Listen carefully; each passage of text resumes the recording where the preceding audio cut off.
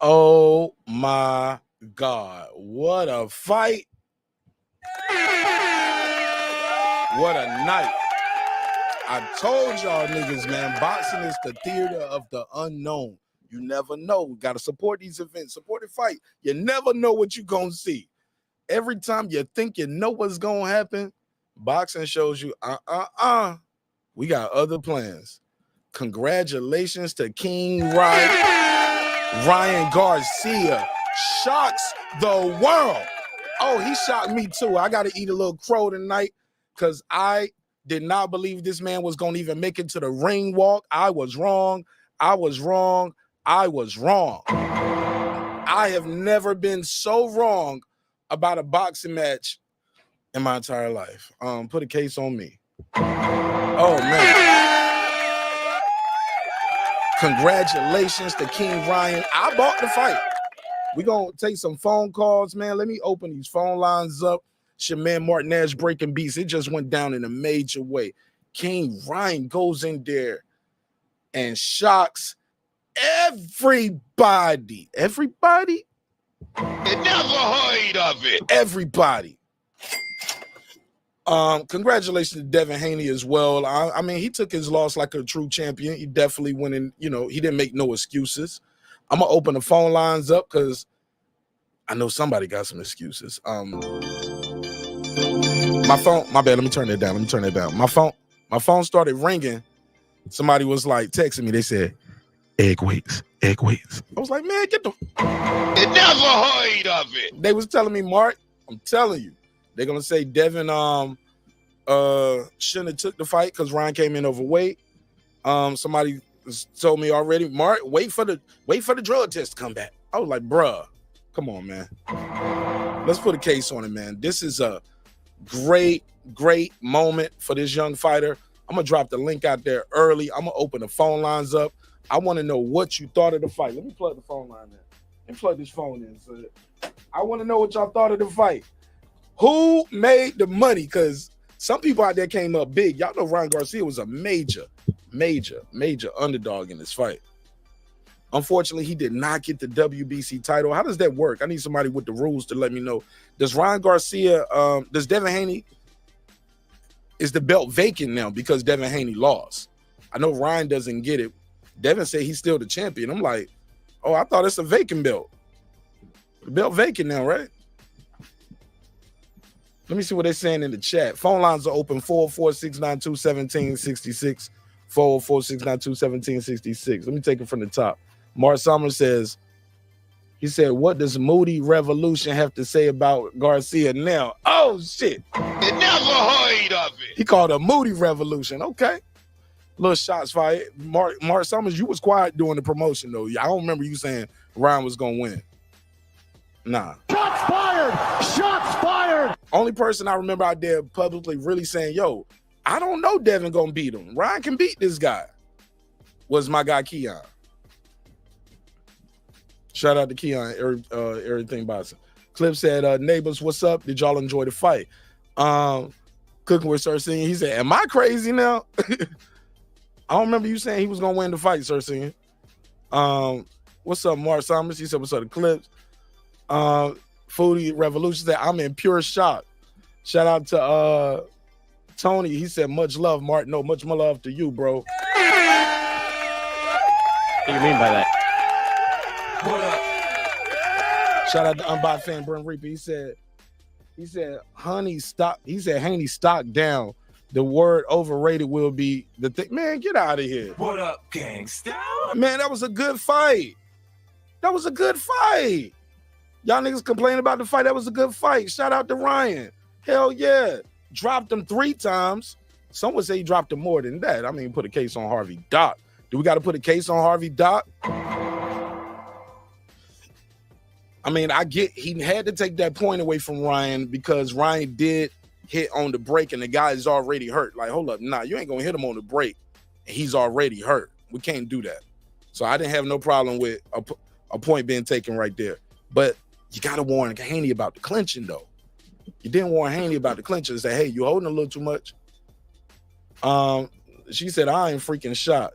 Somebody said, Ryan tore Haney a new ass with pause. Yeah, shout out to my brother Frankie Blanco. He beat that boy. QT said ref saved Devin. He was frozen in time. You never heard of it. I thought he was still fighting. He was still trying. He had no legs. He had no legs. It looked like. Frankie said salute to me in the chat. Raheem said Haney. He said Ryan was playing possum, then left hook technique. Man, that left hook that Ryan Garcia got is not a fluke. It's not a joke. He definitely broke Devin Haney's jaw. Oh my God, what a fight, what a night. Phone lines are open. Let me put the number on the screen. Matter of fact, I ain't even run my intro. Give me 30 seconds, man. Let's run this bit. Hey, I'm back. Oh yeah, and hey, look, fresh lineup. I'm ready for y'all tonight. I gotta eat some crow. I was wrong. I never been this wrong in a boxing match in my life. I was like, bro, I lost $20 that Ryan Garcia was gonna make into the ring walk. And I was like, man, I don't know about this shit. Shout out to my brother Brian Norman Sr. He was like, he even shared the post out there. He said, man, I done won $20 and the fight ain't even started. It's gonna be a good night. And I was still sitting there like this, like, should I bet? And I think it was during the Barbosa fight. I was trying to bet on Haney Garcia. I was like, fuck it, man. I'm gonna put my bet on Haney anyway. I'm gonna still put this bet on Haney, but I'm gonna put something on Ryan too. And they was like, nah, bets was shut down on my side. I was on Bet US. They was down, no more bets for me. So phone lines are open. Give me 30 seconds. Let's run this intro. I'm about to call a couple of my celebrity friends. And I'm gonna get a couple of y'all to pull up on the panel, and we're gonna take some phone calls as well. We got a lot to talk about. King Ryan Garcia has shocked the world.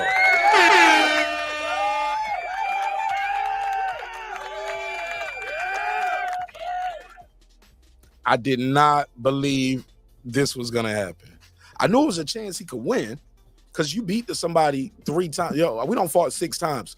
I beat you up when you was a little kid. I beat you those first 3 times. You beat me the other ones, and they were close, but I beat you up when you was a little kid. It's mental. You get what I'm saying? But, oh, my God. Birdman hand rub, man. Somebody out there counting some bricks, nigga. Oh, my God. Devin Haney got washed tonight. Didn't he lose?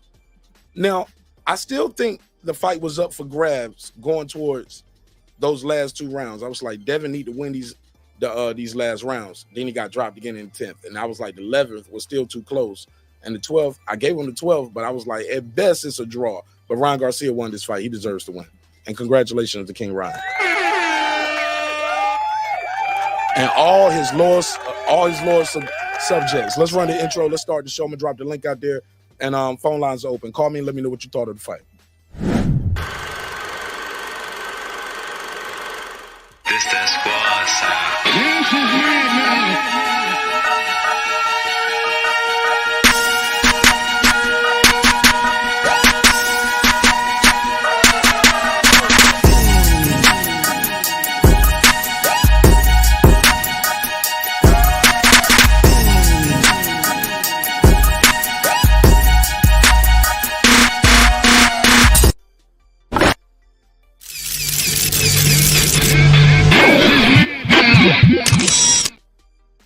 All right, 446921766. Call me now. Voice your opinion. I'll put you right in the mix. I'm gonna make a call my damn self real quick. Call one of the homies real quick and see what he thought of the fight. Got to make this call right here because this nigga beat me for my money. Let me call my boy Brian. Let me call Senior real quick because Senior beat me for some bread. He beat me for some bread for this fight, so let me call him first. But the phone lines are open. And shout out to the real Alta. Let me get him to drop. What's up, Senior? I got 5 on it. You told me. You said that boy ain't crazy. I know the team. I know the camp. He's not crazy. He working hard. I got, and I know why he was doing it even past that. It was more than something to fight. It was the nigga was doing it for Instagram. He get paid off of Instagram. Thursday that just passed, his team. He comes in there with his, I'm in that, we was in that. I'm in Atlanta right now, but we've been in Dallas for the whole month. Yeah. So Thursday, I'm kicking it with my source, and we talking, and he say, "Goddamn, Ryan coming up to the whole team." You're like, "Man, guess what? I've been trending for 2 weeks straight." So everybody was like, "What the fuck that mean?" I get paid off this shit. That's what the fuck it's about, bro. That's what it all was about. I asked the question. I said, "So we just fought in Derrick James' gym." Yeah, I know. We just fought. Yeah. So I asked the question, like, okay, so how the fuck? He wasn't in there. So I asked the question, like, how the fuck is he? Bro, outside of the camera turning on and him turning into Macho Man, that motherfucker just as cool as we are right now. They said there's absolutely nothing wrong with him at all. He's doing the shit for the fucking camera. I told you that shit a long time ago. You told me. Listen to it listen. And I also told you I don't fucking lie, and I'm a transparent motherfucker. Yeah. If I say some shit, then I know what the fuck I'm talking about. Yeah, you told me. You told me, Saint. You told me. Yeah. You called this shit. But hey, it's over with for Devin, man. It's over? He can't come back from this. He can't do the rematch. He can't beat him. He can't come back from this. It's over. I'm gonna tell you what's gonna happen. You ready? Talk to me. His phone got cracked. Oh, his phone got beyond. His phone got destroyed. His phone was beyond cracked. Yeah, because it ain't like getting hit one time and going to sleep. It was mental. He started losing a mental battle in there. The referee thought he was doing him a favor because first of all, that first knockout was a knockout. That's first of all. Their first knockdown was a knockout because when you stand up and you looking in the ref eyes, the ref looks at your eyes to see if you are there. They see if you are. He couldn't even stand up the rest of the damn fight. He was not even standing on his legs. You feel me? So that was a knockout. Now the referee thought he was saving Devin, but he was actually hurting Devin in the long run because he set him up to take more beating. That's all he did. All that shit, even that same round calling shit slip. Remember that same round, he kept falling all over the fucking place. Yeah. He was all over the place. He was on skates. He couldn't stand the fuck up. I looked at the clock when that happened, and I was like, a minute and 45. I don't know if he's gonna make it. A minute and 40, he could not stand up. The referee helped him like a fuck. The referee kept all of everything slip. This nigga can't stand up. Now also, let's not get it twisted. We ain't gonna put all the blame on Devin. Ryan is a piece of shit. Ryan is sorry as hell. Ryan could have knocked him out at any goddamn given moment. He was tired. He even admitted he was tired. He was. He said, "No. Let's take it back. I'm before that. Though. Before the later rounds, the first knockout, he could have took him out then. After he hurt him the first round, the very first round, you can go back and look at it. You know it's on the zone. So you got to string you up. I got it on the zone. All right, so check it out. The very first knockdown, you go back and watch for yourself. Every knockdown, every time you heard him, go watch what Ryan do. Ryan run. Ryan run. He get on the back foot. He start boxing around. So I'm thinking when he first did, like, is this nigga baiting him to come forward so he can catch him with some shit? Well, he pressed him. Well, he did press him. But and then after all that holding, I even said that in the commentary. I said I believe Ryan's getting a little frustrated with Harvey Dock, and he's waving his hands and. Like, come on, man. Like, you gonna let me fight or what? Kind of waved his hands at Harvey Dock. Like, come on, let me get him. And he got a little frustrated. Harvey Dock was clearly on the payroll. Somebody talk? Oh, my bad. Oh, y'all can hear that. Let me mute that. My bad. I'm trying to get some screenshots. Go ahead. Oh, you hear me? Yeah, I can hear you. The audience. Yeah, man. Yeah. Harvey Dock, man. Harvey Dock was trying to see. He was on his side. Harvey Dock was on Devin's side, clearly. That was Golden, but Golden Boy had him clearly. Harvey Dock was on Devin's side. You mean Matchroom?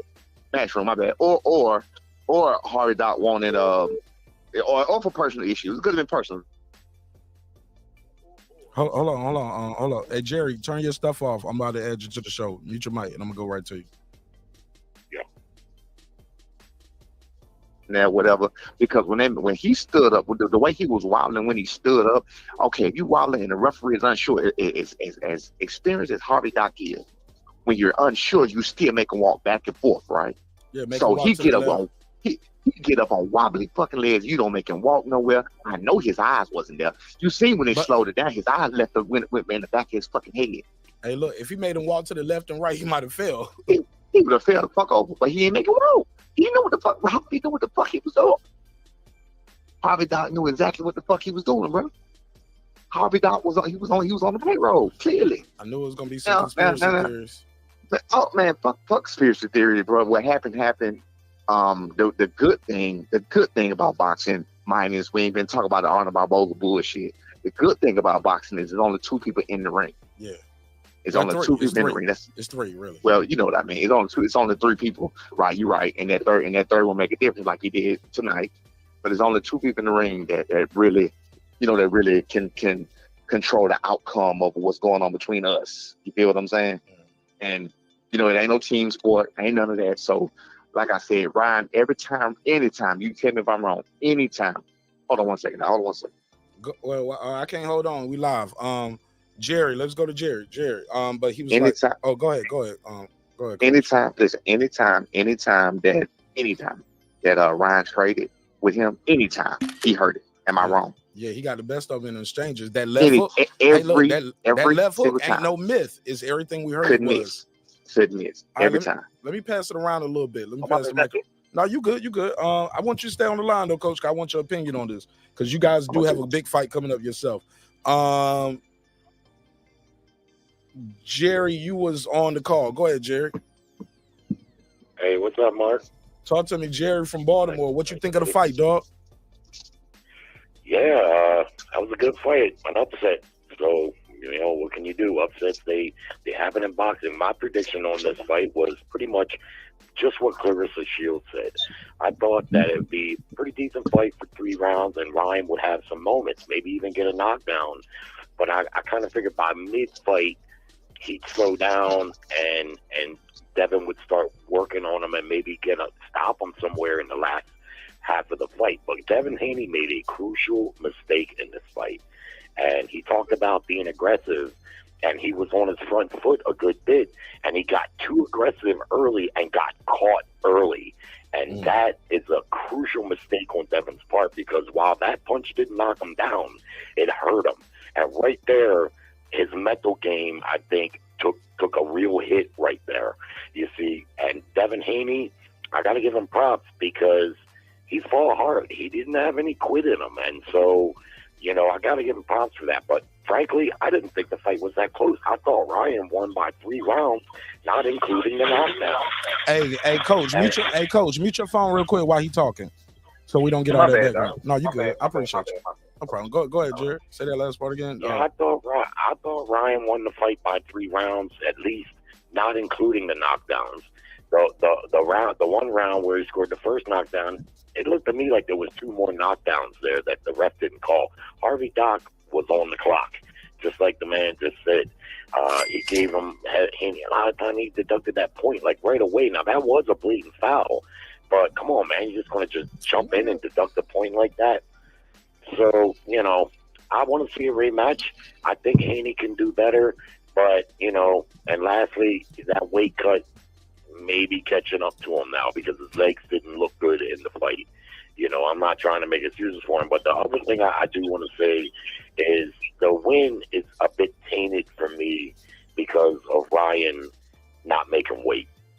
We often talk about yesteryear and what the fights used to be back then. Well, back then, they never talked about what a fighter rehydrated to. You never heard nobody talking about right, but you at least made weight. Right, but you at least made weight.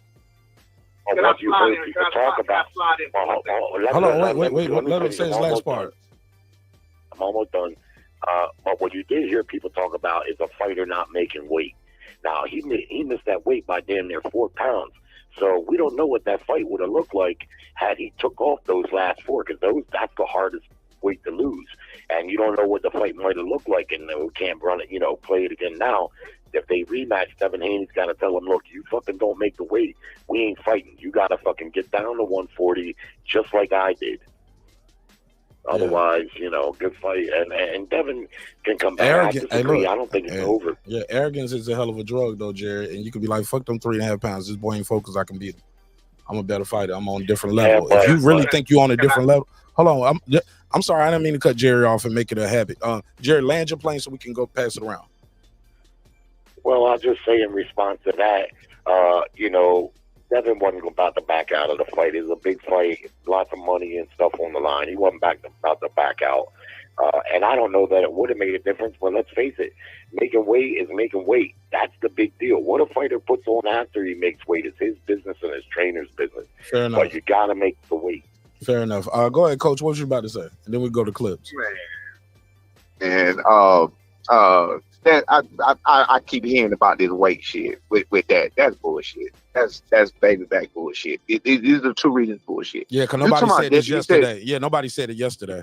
Like, man, bro, Ryan got that's a bigger bullshit. Straight. Well, listen, man, yeah, I'm a fighter, bro. Hey, Coach, the odds actually stretch bigger in Devin's favor once Ryan missed weight. Exactly, because they were saying he ain't taking it seriously. He didn't do this. He didn't. They were saying all kind of shit. Now all of a sudden, that's the fucking issue. That's not the fucking issue. Wait a minute. Oh wait, check this out right here. As a fucking fighter, I can tell you now. You got Devin. First thing he said just a minute ago. God damn it! I gotta take this call. I'm gonna chime back in a minute. I'm gonna call you back. I'm sorry. All right, take the I call. got you, dog. Go ahead. I got the phone line still open. 404-692-1766. 404-692-1766. Call in, voice your opinion. I'll put you right in the mix. Clips, talk to me, man. Yeah. Oh, that's we had that 420 smoke. Too loud. It's too loud. Let me turn your mic down. It's a little too loud. I got you.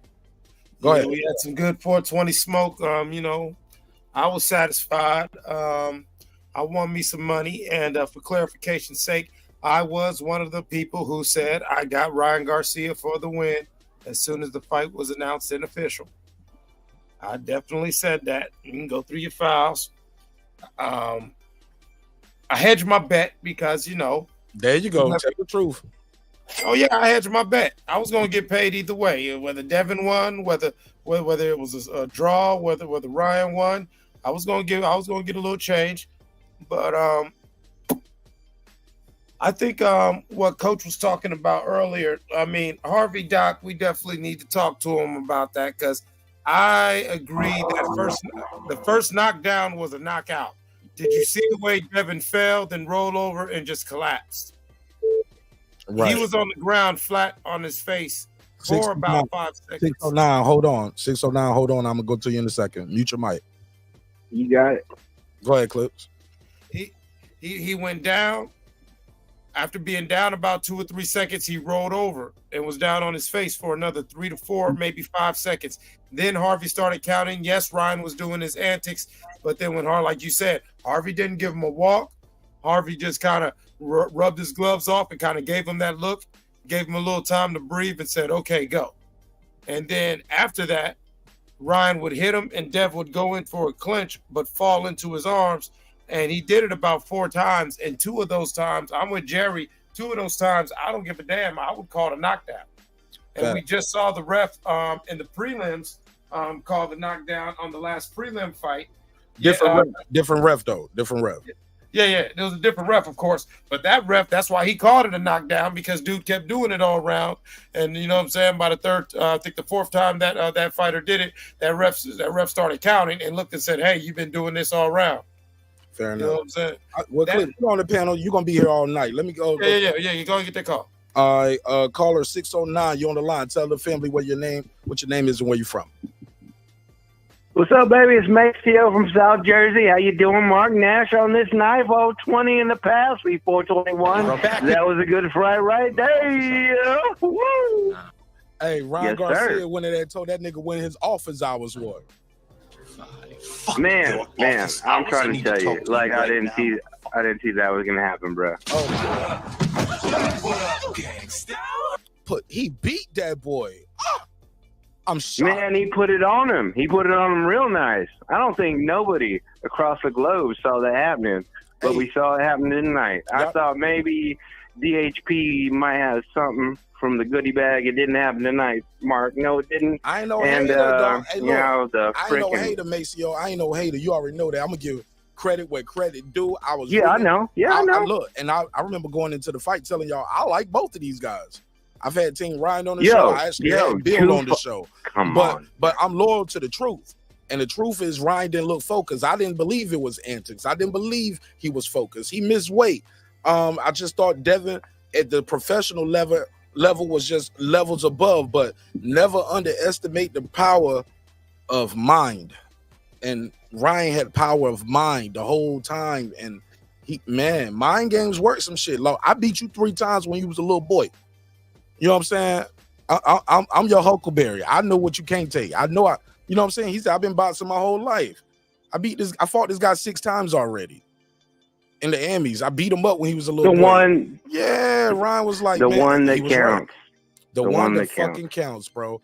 He beat him when it all The one counted. that counts. And it counted tonight. Hey, I ain't gonna lie, man. I'm sitting here watching with my daughter, letting her get an extra hour and a half, to watch the fight. Hey, time to go to bed? No, hey, we got this fight to watch. Stretch it out, too. And, hey, man, it was like the same thing. I was like, hey, let's see what DHP has to bring to the table. Ryan shocked the world tonight, man. Really did. He shocked the world. What up, gangsta? All right, man. Well, I got to ask you this. Somebody called in earlier. I think it was Coach Brian Norman Sr. He said it's over for Haney. And I'm like, man, why would you say it's not over? Unlike everybody else, I want to see a rematch because what I saw. Yeah, I want to see a rematch. Yeah, what I saw is if they got to make weight, and Devin goes in there and try to box. Yeah, when they were boxing, deal breaker. Yeah, when they were boxing, Devin got the best of them. When they was in exchanges and Devin was trying to be macho, he got hit. And once he got hit, it was like somebody said in the chat, he was frozen in time. It was like Ryan could just blitz him and not worry about nothing coming back but a hold. Yeah, nothing came back. Straight shock. Yeah, I'd love to see a rematch, Mark. Yeah, let's see a rematch. I think the world wants to see a rematch. I want to see the rematch. Yeah. I'm all for it because let's keep it a buck. This promotion was plagued by people shitting on the fight. Devin Haney can't sell, and Ryan Garcia is crazy. You get what I'm saying? Yeah, good point, Mark. Yeah. You make a great point. And when everyone's talking about numbers and sales, etc. Yeah, you make a great point. This shit is a candidate for Fight of the Year right now.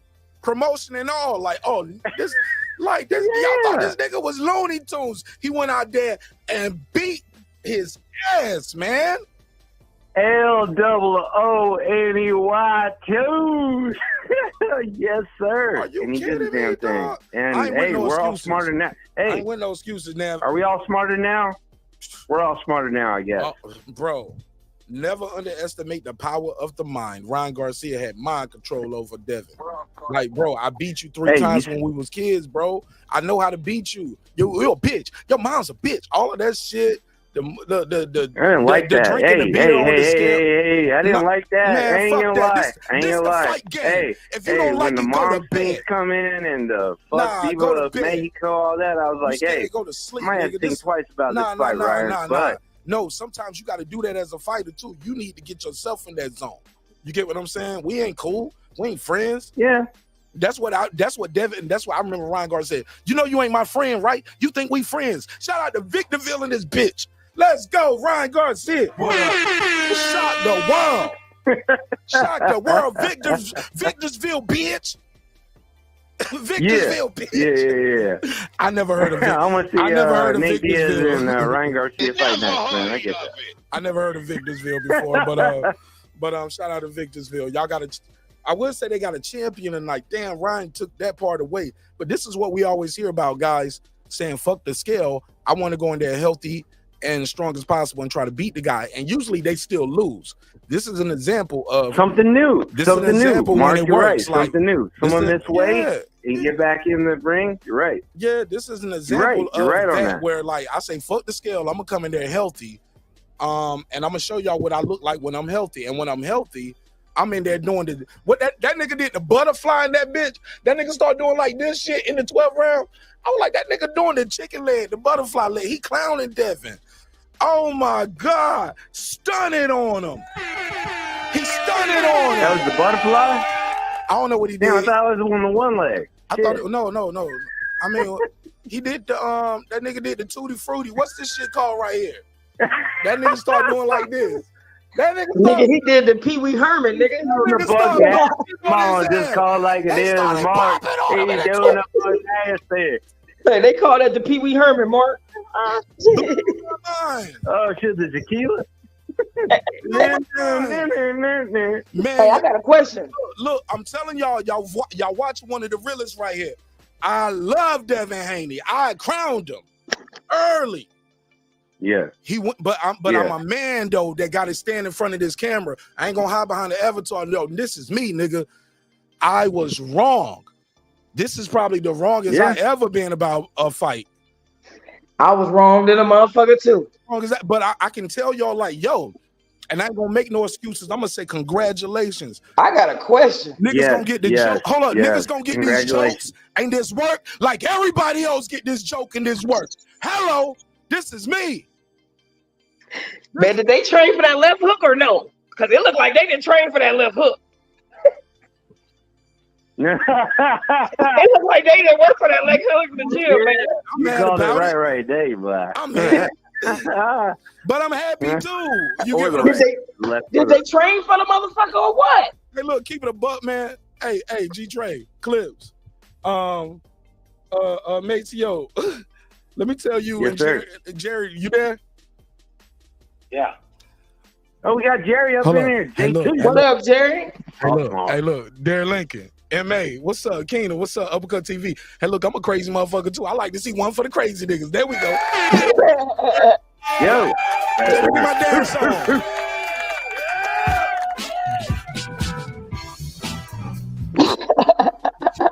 What's going on right now, baby?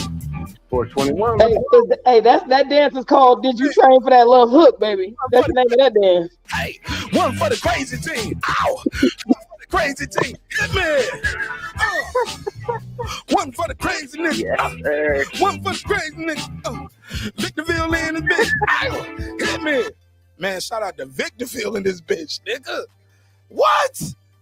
I never saw it happening, bro. Victorville in this bitch. Yeah, and it happened. And that's the best thing about boxing, Mark. We think we're gonna see what happens. You never know. And it doesn't happen. My and dog. You never know what's gonna happen. That's the beauty in it. And look, and damn, it's a good year. 23, my nigga, 24. Maceo, I've been arguing with this nigga, G Trey, Clips, Nick Rich. You know, Keena said I owe you 50. Nigga, where? Click the link or call in, Keena. Talk about I owe you $50. Oh, you know $50, right? I owe you $50. You better pull that episode. And let me know. Let me hear our $50 bet. Cause I got it. I'll pay you. But you gotta send me that episode. I don't remember time stamping that. I remember I owe Brian Norman Sr. a dub. Like we really made it official. That Ryan won't even gonna make it to the ring wall, nigga. I had no faith. Oh yeah. None of us did. Yeah. He's just so wacky, man. And he's pulled out of so many fights. You don't know what the fuck you gonna get with this kid. In the night though, he was like, I can beat this guy. I beat him 3 times already. So question. My whole life. I think Ryan Garcia got a little bit of that Tyson Fury thing going on. A little booger sugar, a little crazy, this motherfucker. Little unpredictable than a motherfucker. You know what I'm saying? I think he got a little Tyson Fury, but he got some Tyson Fury shit going on. Crazy than a motherfucker. G-Trey, what you trying to say? You waiting for the drug test to come back before you give him? No. I'm saying how Tyson Fury. I give him partial credit now, but I give him. No. I'm saying, you know, them niggas. I know narcotics when I see narcotics. That's all I'm gonna say. Say that again, G-Trey. I said I know narcotics when I see narcotics. That's all I'm gonna say. And a lot of the performances at the press conferences was given narcotics, but that's neither here nor there. Nigga, Mike Tyson was off that narcotics. So Bobby Brown said he said they was back there smoking. But that left hand was giving egg weights. Right, that left hand was giving egg weights. That left hand was giving. They didn't train for the motherfucker. You talked all this shit about handicapping them, and you had your hand down the whole fight. I'm trying to figure. You kept pulling back like you was calling nigga. I'm trying to figure this out, nigga. Duck, nigga, and you kept ducking to the same side of the right. Hey, look, Ryan got hit with that left hand in that second round. He was like, woo! Yo, he looked. And another thing, and another thing I want to say, this is what happens again. Like, I said, another thing I want to say is this is what happens when you play fucking yo-yo with that weight for too long. You stayed your ass at 135 for too fucking long, and was getting knocked around, and it fucks with your punch resistance. He took your ass to 140 and looked like he stayed there too long. He was a little sucked in at the weigh-in, but I'm not making no excuses. Cause Ryan was clocking that ass, and you didn't even have your motherfucking hands up. And he was thought, man, he was. Well, look, hold up. To be fair, we don't know how Ryan would have looked if he would have made 140. Yeah. How he would have looked if he would have got to get that last 3-some pounds off. Oh, Ryan was already looking pale in the face, bro. He was looking like Casper the Friendly Ghost. Shit, well, y'all didn't notice that his face was a different color than his motherfucking body throughout the whole fight. Well, he booed on Devin's ass tonight. I tell you what, if he the friendly ghost, shit. So it's Devin who we think he is, because Ryan was out of shape. To Devin all night, and he was jumping out his skin. Boo. Yeah, he was. So it's Devin who we think he is, because Ryan looked like he was doing some conditioning and shit. He had some weird shit going on still. Devin was trying to stalk him. Listen, when Devin almost got his ass knocked out by Linares, he was trying to stalk him. Devin, you got to learn how to. I think he got some things to work on. I think this loss gonna be good for him. He need to fight his fight. Stop wearing. Hold on, bro. Yet again, Mark. His fight and stop worrying about trying to get a knockout and all that. Hold on, bro. Let me say this last part. This ain't who he is. I think Devin lost his fighter identity a long time. Hey man, mute your mic, bro, please. Let me say this real quick, and then we can open it back up to everybody else. Devin, somewhere, somehow, sometime, and I think it's that the fight before the Linares fight, he beat the guy, won easy, but he didn't like the results and the criticism, so he tried to step it up, and then he got in that Linares fight and got clipped trying to fight like people thought he should be fighting, trying to load up these shots. He got hit with some shots that he shouldn't have got hit with, and he paid for it.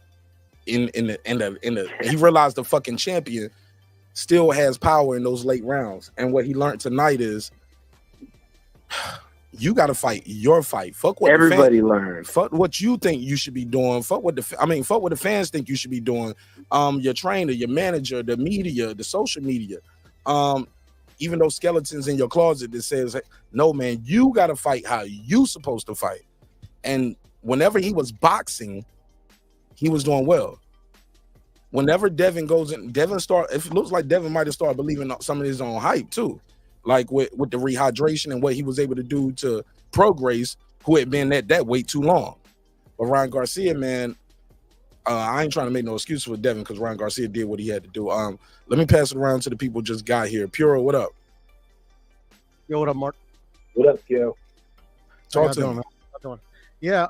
Mark, yeah, man, you make some great points. That's what I was saying. Say it again, because like I was saying, Devin was fighting the wrong fight from the get. I don't agree with. I think Jerry called it a little earlier. I don't agree with him a lot usually, but I do agree with him that that one shot that he caught him early, maybe is why he, he was, threw him off his game plan. But at the end of the day, we don't know. Only Devin knows why he fought the way he fought. But Ryan used the tools that he has, and they were effective, and that's what ultimately won him the fight. I agree with you. Go ahead, Kena. What up?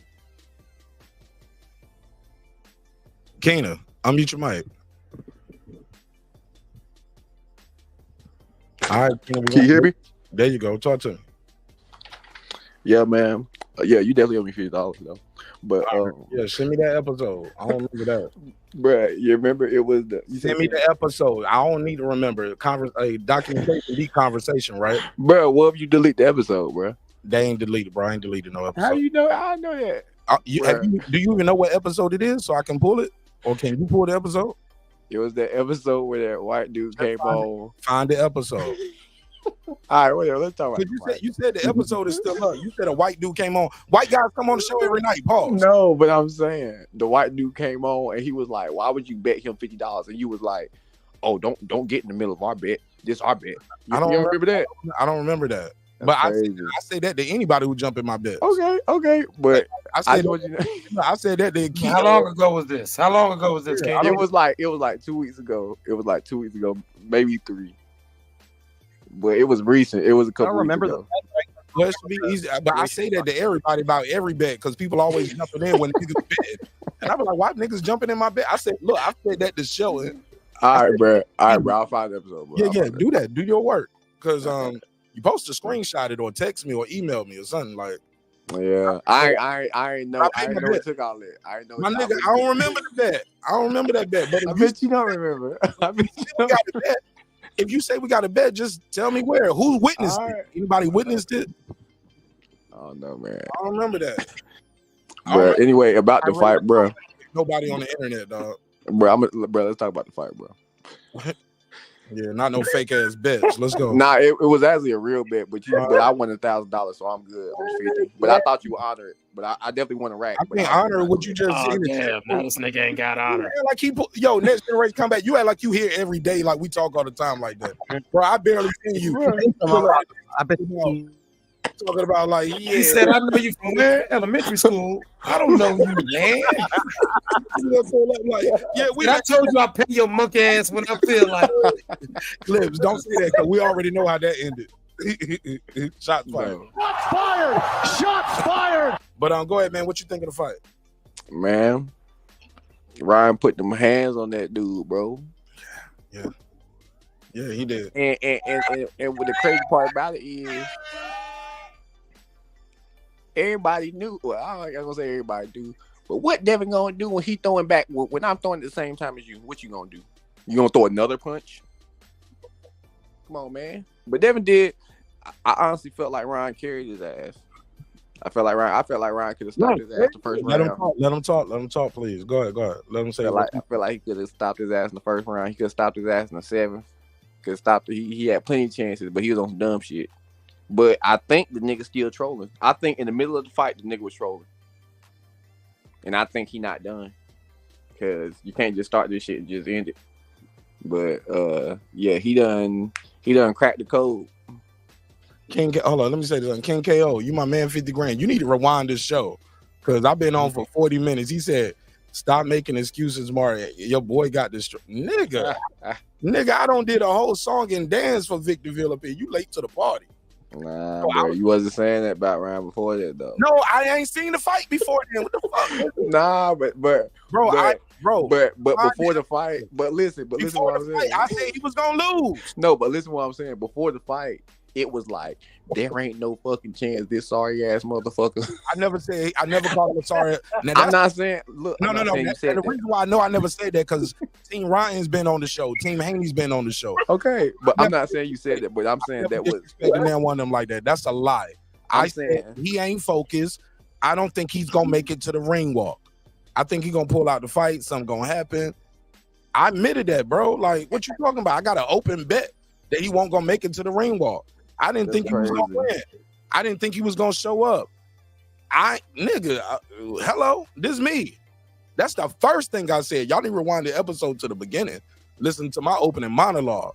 On God, like this probably this is the longest I've ever been about any boxing match in my life. Okay, so did you have Devin Haney on your pound for pound list before this fight? I didn't have Ryan up there. Neither though. You had like No, I'm asking. Did you have Devin Haney up there? At one point, yeah. What you mean at one point? Like one point? Yes, recently he was on my pound for pound. He wasn't on my pound for pound list 3 years ago, 5 years ago. I'm talking about 2 weeks. I'm talking about 2 weeks ago before he got beat by Ryan Garcia. Was he on your pound for pound? I never made a quote unquote official pound for pound list, but he was like a top 5, top 7 guy. He in the top 10. He in the top 10. He was okay. And Ryan just cooked his ass. So what happens? What do you mean that happens? I said, so what happens now? Like, I was wrong. Like, what you talking about? Kid? No, I'm saying, like, Ryan might be pound for pound, bro. That's debatable. He might be. I mean, yeah, that conversation can't be had now. You know what I'm saying? He beat a guy. He beat a top pound for pound guy. I wish he would have made weight and got the title. So that is something because the title means something. But, yeah, nigga, like. Yeah. But Ryan has always been consistent in saying he don't give a fuck. Hey, look, I love Ryan Garcia. That's the thing. I never said I hated Ryan Garcia. I remember Shell Moore used to be like, Mark, when did you become this big Ryan Garcia fan? This was before the Tank fight. Like, yeah, bro, I've been riding for Ryan for a long time. So this ain't no, to me, bro, I don't have a dog in the fight. I didn't bet no money on the fight other than Ryan wasn't going to make it to the ring walk. You bet me. Nigga, show me. Oh, man. Yeah. Bro, I just He ain't gonna let it go. So you might, hey, Keenan, just show the receipts. Yeah, Mark's that's anonymous, man. easy to do. That nigga, hey, Hey, look, he made an excuse. hey, do me a favor. He made an excuse for not being able to show the episode by. Do me a favor, dude. Well, you might have deleted the episode. Like, Look, nigga, look. Make me a moderator. Make me a moderator. what you plan on doing with that? Why is that so important? Because I can go back and I can look at the messages I never seen. You can go back and look at it with you, whether you're a moderator or not, dog. Can you? Yeah, ain't nobody deleting no message about a bet. And you, according to you, you was on the panel, right? I didn't make no chat bets. Now that's some cat. No. But what I'm saying is I can go back in the chat and see what day it was. Like if I see when's the last time I was messaging your chat, I can tell when the last time it was. Oh yeah, you don't need no wrench for that. Just pull up. Just go in the chat. That's there. Nah, bro. It's like you got to be a moderator to like. No, you don't, bro. I do YouTube. I'm a YouTuber as well, bro. Nah, you don't need a wrench. You don't need. Next thing you know, he needs to know your mother's maiden name, and he needs to know the That's last what name. I'm saying. You know what though? But you know what? I give you one. So if you think that's what's gonna help you find it, I don't want nobody to say Mark wouldn't wrench him up because Mark don't want him to find the bet.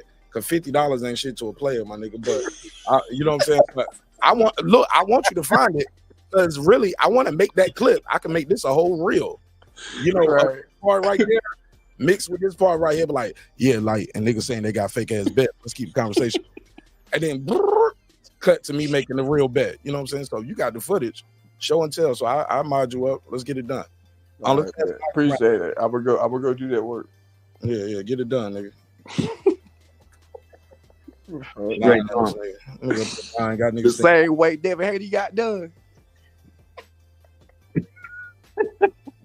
Now you ain't about to lay no left hooks on me, nigga, all night long. Nah, bro. I was just talking about the my dog. Devin Haney got. Oh my god. Devin Haney got. Man, did he get peppered? Look at them chipmunk cheeks. Got that boy on full chipmunk. Nigga got Alvin, Simon, and Theodore. Nigga look like DJ Academics right here, yo. I knew that beard Jinx. But look, Lomachenko had him looking kind of not DJ Academics, bro. Hold on. Now that's what we not gonna do.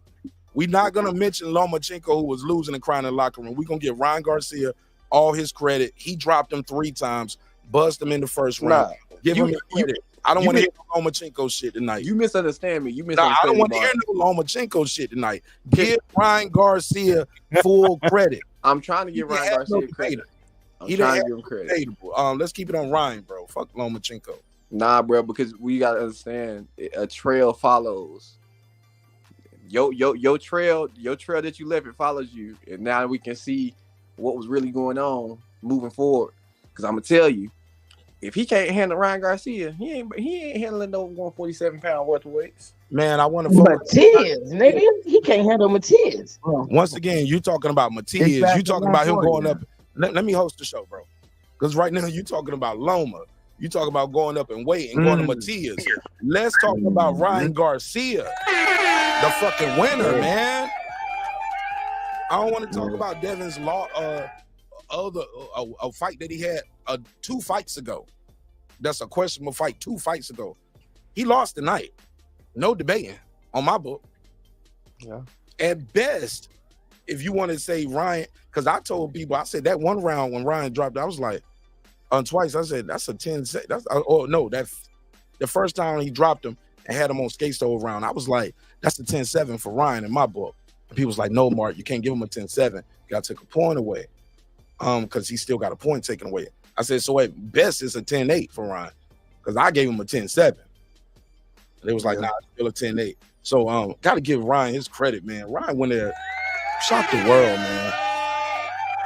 I like upsets, man. It's good for the sport. Shake it up. I like to shake shit up a little bit. I like to root for the underdog. But I couldn't root for Ryan in this fight. I didn't think, exactly. I'm keeping it a bug. I couldn't root for him. I didn't think he was really in it. Exactly. I thought he was just there for the check. But little do I know he had a plan the whole time. Like, fuck making him wait. I'm gonna talk crazy, get paid off my IG shit, my Twitter shit. And I'm gonna beat this guy. I don't care about winning the belt. I just want to win the fight. Fuck the belt. I want to win the fight. I want the respect. I want the glory. I put that uno on you, nigga. I put that uno on your record. And I can't be nothing. I gotta give him his props. Jerry, you still there? We got Macy on the line, Jerry on the line. I missed the call. Call back. I was trying to settle this this myth that I have a bet with. Mark. Go ahead, Jerry. Oh, I'm fixing to get off of here, but yeah, good fight. I do think, I just want to reiterate, I do think there's something to be said. You know, you talked about Haney not trying to be aggressive and stuff like that. I think there's a medium there. You know, a fighter like him, he's not super popular, and if he's too strategic, that's not going to help him, in my opinion. Now, granted, you know, the flip side of that is, you know, what it is, but I think there's a medium where he needs to try, because you got to win the fight anyway, and to do that, you got to throw punches. I don't think he was being overly aggressive.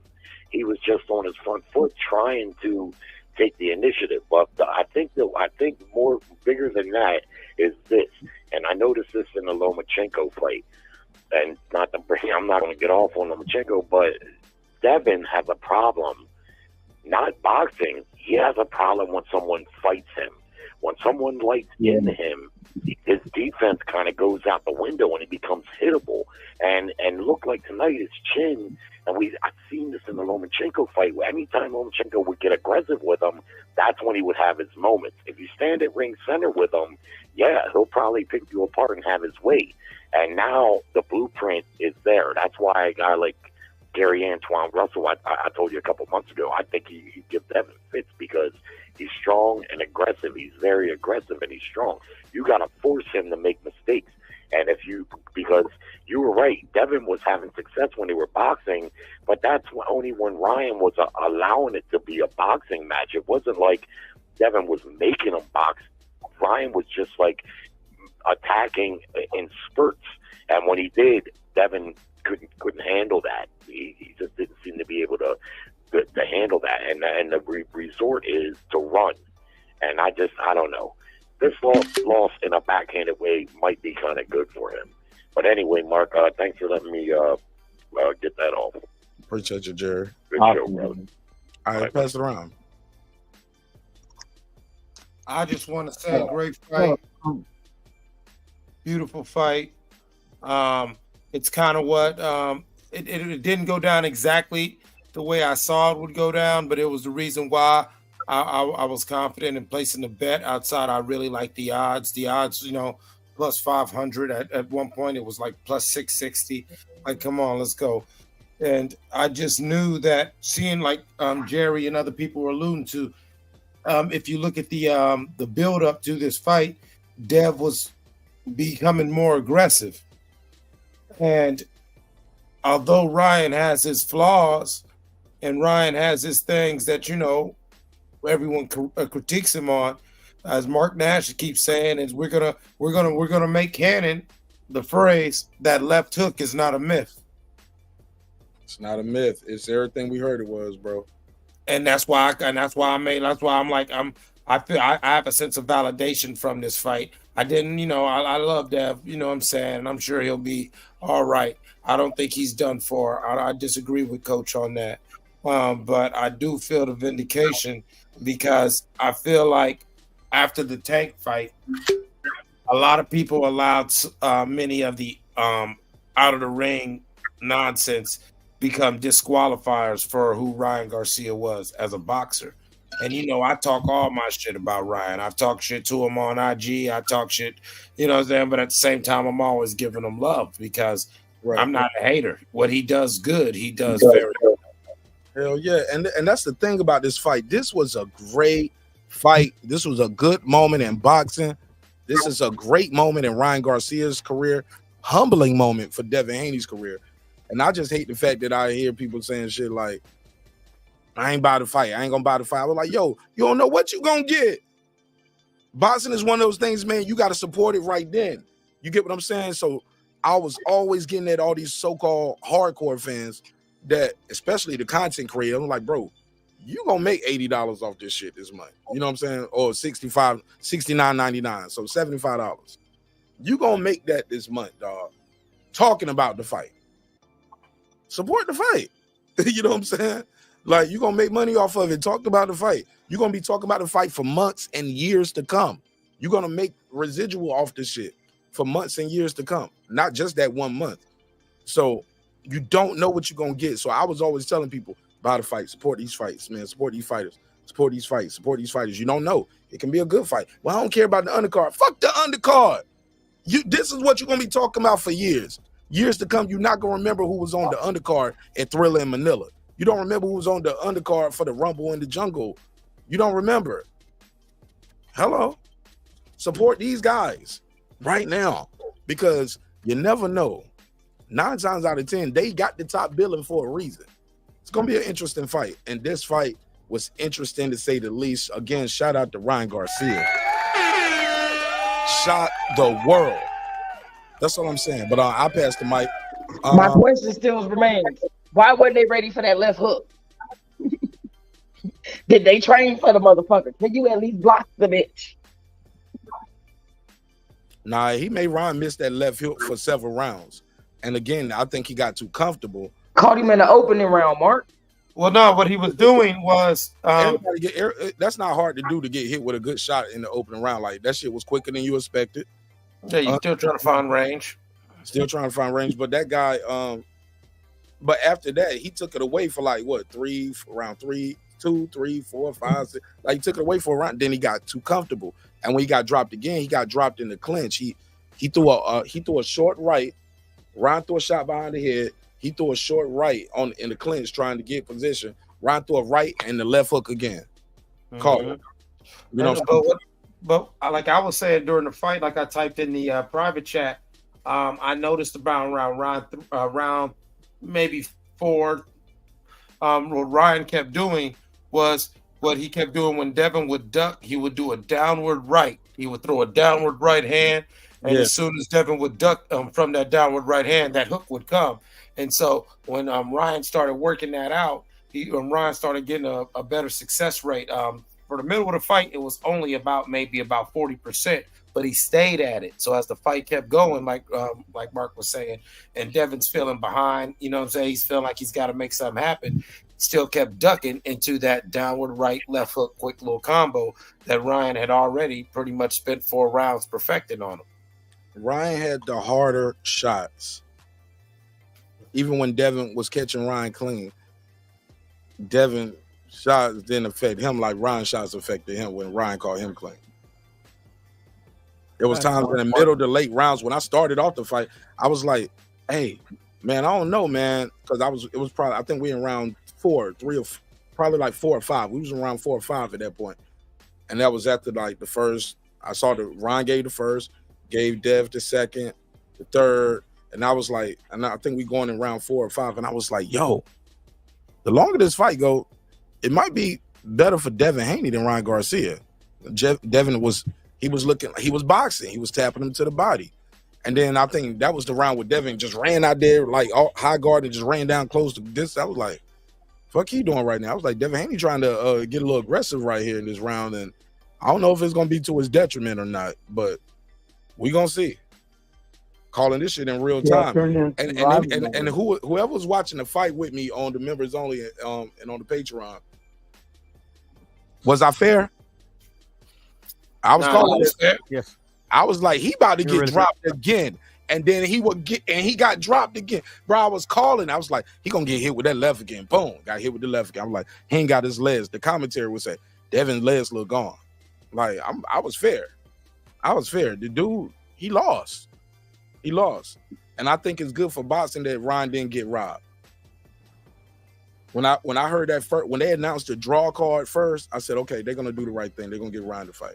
Because Ryan deserved it. He did what he had to do. Yeah. I'm shocked, but the phone lines are open. Let's take some more calls too. 404-692-1766, 404-692-1766. I want to hear from you. What did you think of the fight? Do you want to see a rematch? Do y'all want to see a rematch? Does this fight deserve a rematch? And see how it looks when the belt is on the line. Let me just finish my let me set the table a little bit. Does the fight deserve a rematch? Now that fans have seen the outcome, would you watch this fight again to see, hey, look, if Ryan makes weight, if Dev comes in there and box, or is it like, nah, Devin can't never beat this guy? Like, did this was this a version of Spence versus Crawford to some of y'all? Intrigue. Did he go in there and put some Crawford ass whooping on him? He dropped him the same amount of time. He didn't stop him, but he definitely. I mean, this does have them elements, not as maybe dramatic. Has some elements, man. So let's put a case on that. Would you guys be interested in a rematch in Las Vegas with the belt on the line? Let's do it. What y'all think?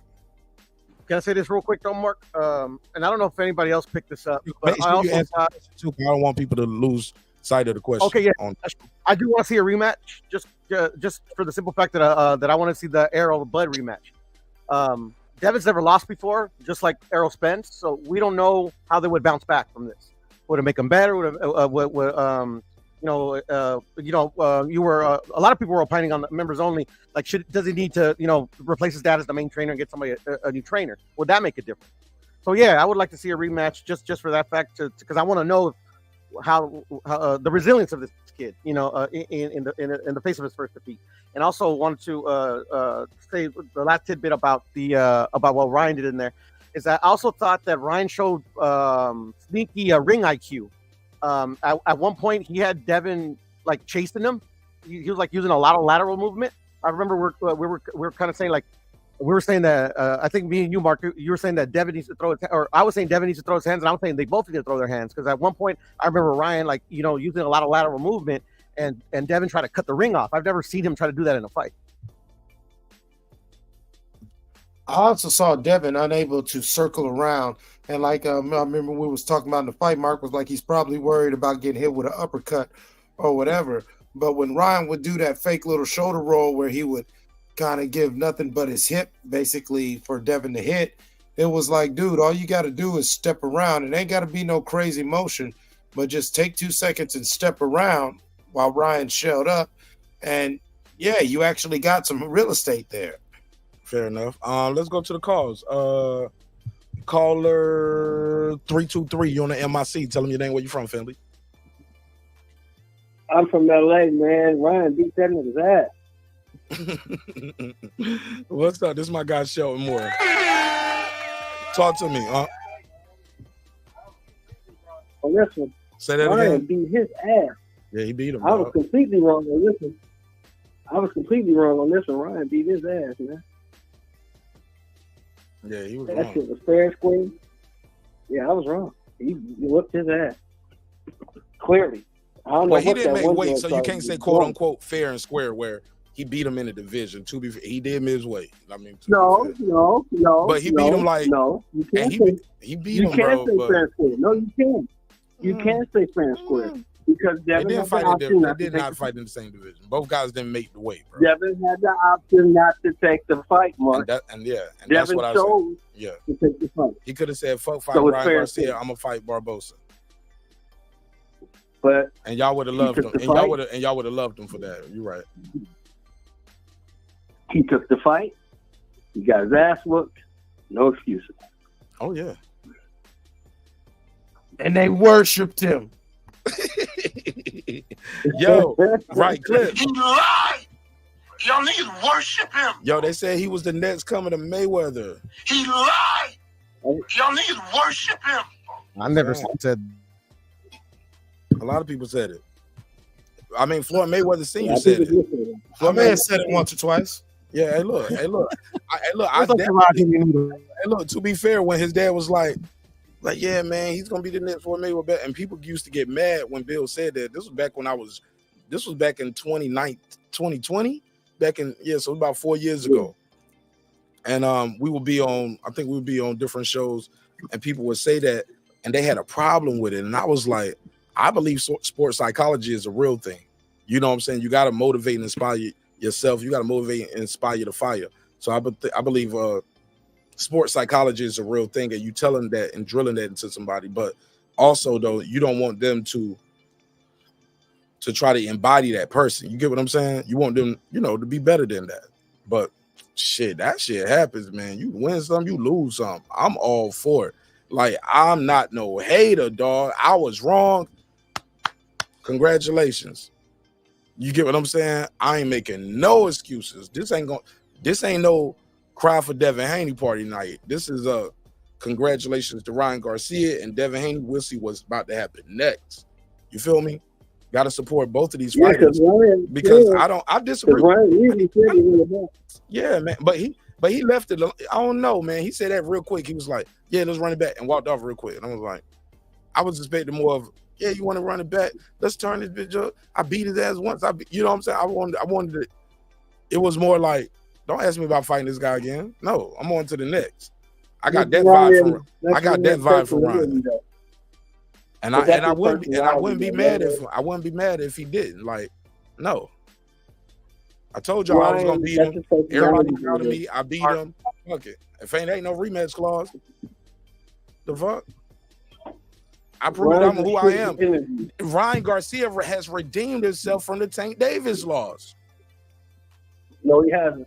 Oh, he's redeemed. Oh yeah, no, he's redeemed, show. Oh, yo, because if he went in there and lost the night, oh my God, let me bookmark this. Because this gonna be a topic, and a lot of people ain't gonna. Some people gonna steal the content, but it's all good. You know what I'm saying? He lied. Y'all niggas worship him. Ryan Garcia, in my opinion, it's my opinion, and I'll let y'all rebuttal and reply, has redeemed himself from that Tank Davis loss.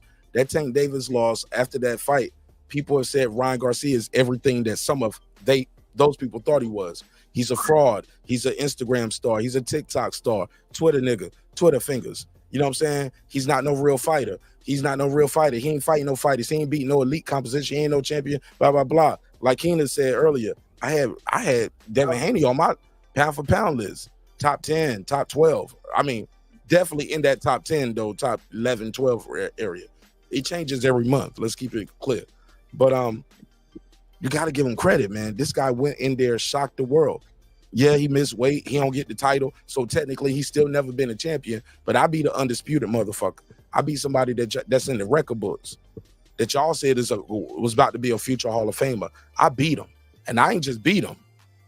I was fucking him up most of the night. By the end of the night, this nigga jaw broke, black and eyes, mouth bloody, nose bloody, and I'm up there about to go party at Tao tonight. I'm doing the butter. That nigga Ryan Garcia was doing like this in the 12th round. And Devin Haney just stood there like this and let him. He was tired. He was defeated physically, mentally, jaw broken, eyes are swelling, nose is bloody, swallowing his own blood and saliva. It tastes like mom spaghetti. Yo, man, let me get my monologue off, Clips, please. And the whole point is all of this I'm saying is you never know. Just never know with this boxing thing, the theater unknown. But I'm here to tell you, Ryan Garcia has redeemed himself. People said he was a fraud, a phony, a fake. They said he was a quitter. He was fighting his fight. He promoted this fight the way he chose to promote it, and he delivered at the end of the day. He got the victory. He redeemed himself from that Tank Davis fight, and I think he also redeemed himself in the minds of a lot of boxing fans who was worried about, like, yo, is this still our guy? Should we not be fucking with this? The messages, the meaning, and then you go in there and lose. Because if he lost this fight tonight, it's over, man. Or he's really in the back of the line, especially if the fight didn't sell and the promotion ain't no talk about. But bro, not only is it talk, the fight was talked about, the promotion was and people was talking about they won't gonna buy it, and the tickets were still on sale. We didn't know if he was gonna show up. He didn't just show up; he showed up and showed out. People said he couldn't beat Devin Haney in a 12-round fight. Devin Haney had to knock him out to win. He went in there and dropped Devin Haney over and over and over again. Some of those were slips. Some of us boxing fans, we call those knockdowns too. Some of those were knockdowns too. Harvey Dot, we got to put a case on you. You get what I'm saying? So with that said, homie, we got to keep it a buck. Give that man his credit. But to say he's not redeemed from the Tank Davis loss, where people thought he was a fucking quitter, and he go in there and beat Devin Haney like that, yeah, I think he's redeemed, Sheldon Moore. He's back at the top of the list again. Keenan, to answer your question, Ryan Garcia, we got to put a case on him for being a pound-for-pound fighter. Cash cow. He know what to do. Talking the talk and walking the walk. Went in there and put in work. That's all I'm saying. You got to give credit where credit due. Swallow your pride Fuck who you thought was gonna win the fight before. This is what happened. Give that man his credit. Give him his credit. And I want to see the rematch. I want to see the rematch because I think that either in the rematch he gonna stop Devin Haney or Devin Haney gonna win by a clean sweep. It's gonna be a boxing lesson, and people gonna think it's a boring fight, and they ain't gonna like the fight. But a boring fight, Devin Haney can win. A fight, Ryan Garcia gonna put him to sleep next time. Mark my words. And I want it to be for the title. But I passed the mic. Shell Moore, tell me why, in your opinion, and I appreciate y'all indulging me in my monologue. You tell me why you don't think he's redeemed from the Tank Davis fight in the minds of boxing fans and critics alike. Oh, we ain't worried about the minds of boxing fans. That's who about the fight. That's who about the fight, man. In my mind, he's not redeemed because he quit. Nothing changes that. He quit. He decided to go to the back and count his money. He could have got up in that body shot, but he decided not to. He quit. Now, for this fight, he took this fight. People aren't taking that type of risk. He took this fight against the so-called pound-for-pound fighter, so I give him all the credit in the world for winning. So-called? You didn't have Devin Haney on the pound-for-pound list? Because I had him like top 10. Top 10, top 11. Maybe 12. Maybe 12 max. But he was top 10, right? Top 10, right? Top 10. He was definitely in my top 10. Yeah, he was definitely in my top 10. Yeah, he was definitely in my top 10. The Loma fight. The Loma win? Yeah. All right. Yeah, I definitely had this in my top 10, but he don't get redeemed for Tank Davis because he quit. Hey, how about you, Next Generation Combat Sports? And the phone lines are open, ladies and gentlemen. The numbers at the top of the screen above my head, and bright yellow letters, bright yellow letters with the red backdrop. 404-692-1766. 404-692-1766. You can call in, voice your opinion. I'll put you right in the mix. Next Generation Combat Sports. G-Trey Puro is on the panel. My boy Clips is in the building. Shell Moore is on the floor with me on the pause. No Diddy. Damn. I used to say on the floor with Shelton Moore because Shelton Moore be at all the fights and shit on the floor seat. But you know, in this pause generation, I can't even say on the floor with Shelton Moore. They be like, "What y'all doing on the floor?" Yeah. Bitch ass nigga, we ain't doing what you doing with your daddy, you bitch ass nigga. All right, whatever. Shout out to Tater Tots in the building, Jerry the Terror Task in the building. Jerry, let me read a couple comments before I go to the panel because I want to read some of these comments. Somebody said Ryan won. He should be congratulated. But it's disappointing to hear people who claim to know they love boxing downplaying a fighter missing weight by almost 4 pounds. Come on, Jerry. Like that 4 pounds means some shit. That's a shot. They never should have let him fight 4 pounds overweight. You know, I'm saying the culpability on both sides because it was in the contract that if he came in overweight, it's a amount of money, but the fight still goes on. You know, and that was agreed mutually. Oh, so Devin would have had to pull out the fight then. Exactly. It's not automatically with Devin you get to fight Barbosa because he missed weight. Like, no, you still got to fight if he missed weight. So Ryan might be a marketing and a contract genius. Shout out to Golden Boy. Golden Boy said, no, even if he missed weight, the fight goes on. The bed thing was on top of the bed. Say what? Say what? Yeah, go ahead, bro. No, we didn't hear you. Nobody heard you. Say it again. You said something to crop. Oh, no. You talking to mute your mic then, so we don't hear all your background conversation. And unmute it when you're ready to talk. Kina, Puro, G-Trey, Clips. Did Ryan Garcia redeem himself in the minds and the phone line? Bro, who is that? Please mute your mic if you're not talking. That's crazy. That shit's please help me, yo. Help us help we. I got like almost 1,000 people watching on Twitter, and we got about 50 people watching on YouTube. I need to put it on Instagram too. I'm bullshit. So yeah, y'all fill the void real quick while I do that. I think Ryan Garcia redeemed himself. People like Shell Moore called him a quitter. You can't call him a quitter no more because he had to dig deep. He hurt the guy early. The other guy hurt him in the second round. Ryan Garcia said, "Oh shit, I'm gonna do this for my family. Victorville in this bitch," and turned up. He turned the fuck up on Devin Haney. in New York City. What? Turned up on your ass, man. And not only he's kept losing rounds though. He did start losing rounds. But man, when it mattered the most, them late round championship rounds, man, dropped him again, yo. Got to give Ryan Garcia all his props, man. He deserves all our credit, man. Let me do a drop real quick. Shout out to Lake County. He said, miss weight, cool. And he said, miss weight. What did he say? Miss weight, cool. And headlocking, cool.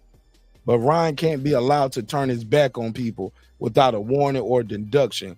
You can't hit him. Oh yeah, now he was doing that. But shit, he was taking on runs with Floyd. Floyd did it for years. I'm just saying, Floyd did it for a long time. He definitely did a lot in that. Like he did the Floyd Mayweather shoulder roll as far as the Conor McGregor. That's the Conor McGregor Floyd Mayweather shoulder roll. I got 5 on it. Yeah, but Floyd was turning like that during the Conor McGregor fight. But let's open up to everybody else. I've been trying to give Keena the floor first, but go ahead, G Trey, Puro, and then Clips, or G Trey at least. Then we can. Yeah, I didn't answer your first question. Where what was it? Should they rematch? And what was the other part of that? No, let's do that first because I think I got everybody answered that. Do you want to see a rematch or no? Does it deserve a rematch? Hell no. He put them B's on him.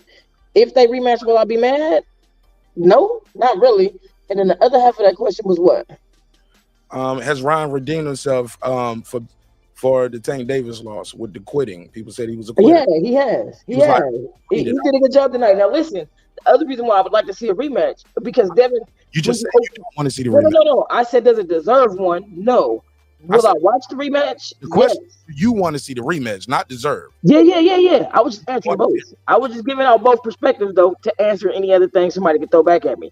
But Devin did kind of, after getting hurt the first round or whatever, he did kind of do kind of good. He was stalking him a little bit. It wasn't really one-sided like the Errol Crawford. But he did get his ass kicked. He did. But he did put a better fight than Errol, though. So that was that half of the question. Yeah. Devin did win some rounds. Errol didn't win no rounds no more after that. Nah. What was the other one? He was asking.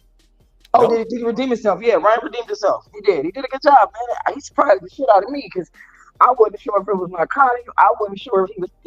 Look, he put a mind game on my ass too, and I was with you. I was feeling like how you was feeling. I don't even think this dude gonna make it to the ring walk. Is he even gonna make it to the fight?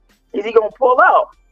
So that's kind of where the Tyson Fury kind of antics. That's where I was comparing him with Tyson Fury earlier, because that's the shit Tyson Fury do. All that crazy talk on the internet and come back and forth and in and out. He say one thing, then mean another. All that bipolar. Ass. I said, then he go in there and whip ass, man. And then he go in there and whip ass. That's why I called it like Tyson Fury ass tonight. It was kind of some Tyson Fury shit, right? All right, I'll pass it. No, let me do a couple more of these super chats I missed earlier. I'm sorry about that, Lake. Shout out to my brother, Lake. Lake said, let me scroll up. Oh, I missed him. Let me do a couple of these super chats. The real iTalk, if they only knew, with the $5 super sticker. I forgot to do that one. I got 5 on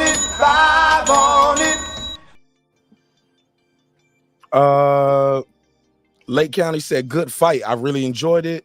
He said, good win for Ryan. Absolutely, man. We ain't no haters, though. Well, I'm not. And I hope that nobody in the neighborhood is a hater. Get this man his credit, yo. Whoop that boy ass. Respect. And I don't mean boy. I know some of y'all out there that's on their racist shit. Man, but we ain't on that. Hey, look. He beat him. I'll give you the $2. You give him the $2. All right, pay him the $2. Oh, pay the $2. Yeah, that's a drop back to AB. AB was like, I beat that boy. Hey, look. In the words of Kenny Porter, man. I mean, when guys get to certain levels, they believe they know what they're doing, and they don't necessarily take all the information. So, this is where we at with it, and I had to make that decision. It's an easy decision for me. It's easy. It was easy. Ryan Garcia won that fight. Make some noise, damn it. Let's do a couple more of these super chats. And I think, I got a Cash App. Cash App is from Tina B. Tina B said, congratulations to Team Garcia.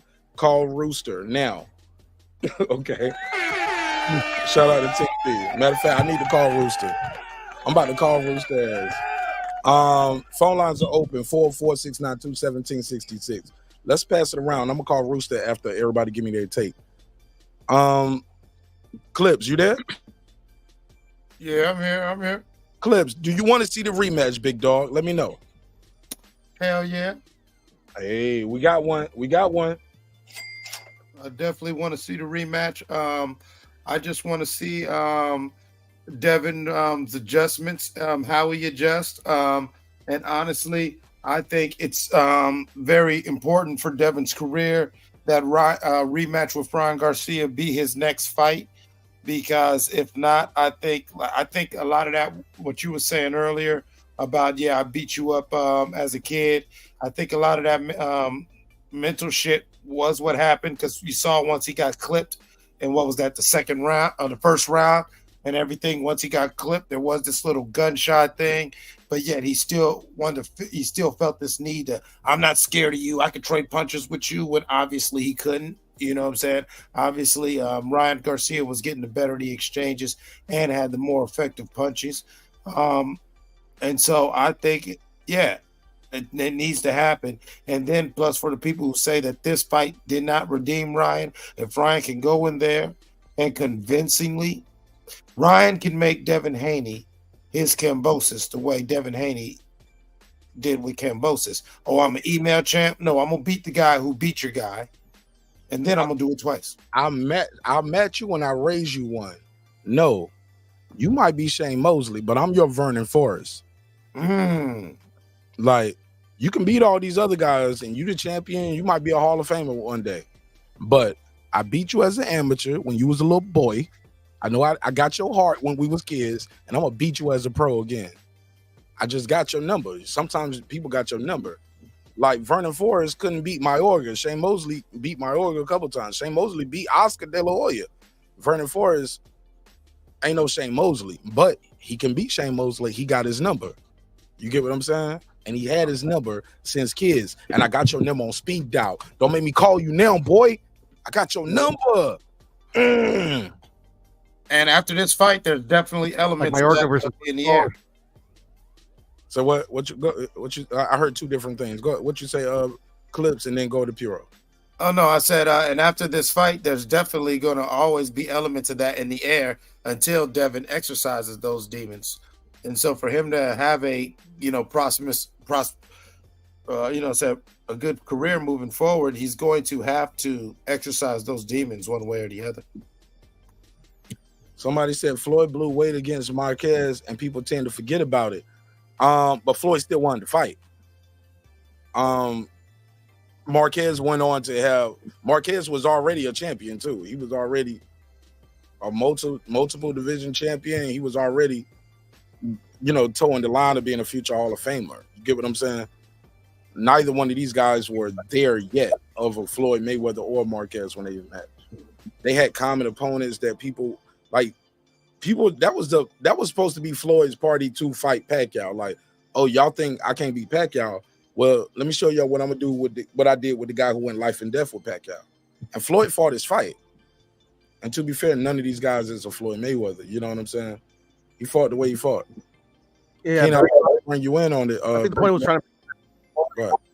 Ryan did, So what, bro? Danny Jacobs did same thing. No, I was saying that I think the point he was trying to make is that Ryan did the same thing that Floyd has done. Jacobs and Floyd took heat for that too, but Floyd didn't blow weight and lost the title. No. Let me say, and he paid for it as well. Okay, a couple things too. Floyd had been a world champion and was a future Hall of Famer at that point. Ryan Garcia has never been a champion. Hold on, let me say this. Right, Ryan Garcia blew scale at his time for a title shot, for his first title shot. He blew it. Far as when I say blew it, I'll be saying blue scale. He blew scale. He blew scale, bro. But Floyd blew scale, but that won't for no title. And Floyd had already been a multiple division champion multiple times. So those are different things. Danny Jacobs when they blew scale and still lost the fight. You got to win the fight when you blow scale. That's all I was saying, Puro. But go ahead, you got the floor. I'm sorry. No worries. No, I'm just saying. No, I get what you're trying to say. It's just I'm just saying. I think King KO, I think, is the one that made the comment. He's just simply saying that, like, a lot of people that are criticizing, like, Ryan being unprofessional, blah blah blah, this and the other. It's not like Ryan invented what he did today. It's like there's been numerous fighters throughout the years, not just Floyd Mayweather, not just Danny Jacobs, that have done this. You know, at the end of the day, it's like, I get the points that are very valid points, Mark. Tell me somebody who blew scale for their title shot, for their first world title, and went in there and won the fight anyway. Like at this elite level, especially in modern times. Like I don't know him.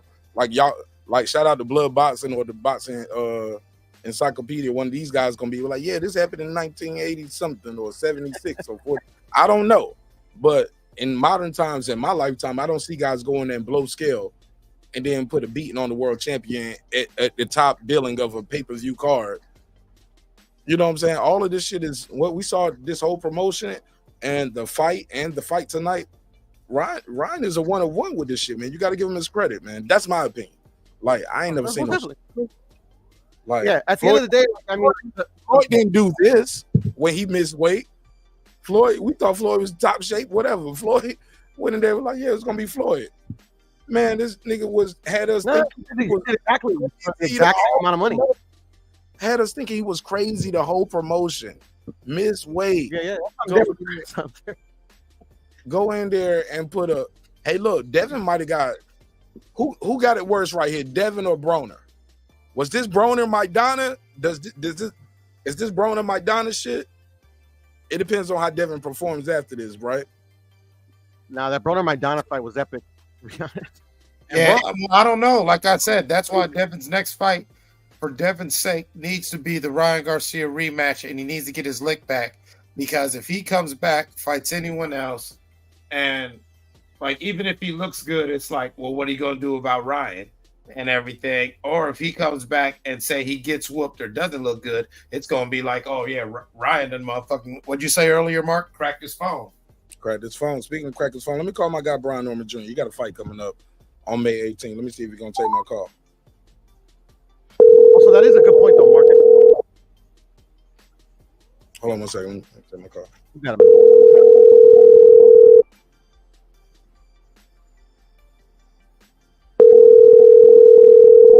Your call has been forwarded to voicemail. Boo! Let me try to call Pause back. I'm still your homie, bro. Hold on, let me call.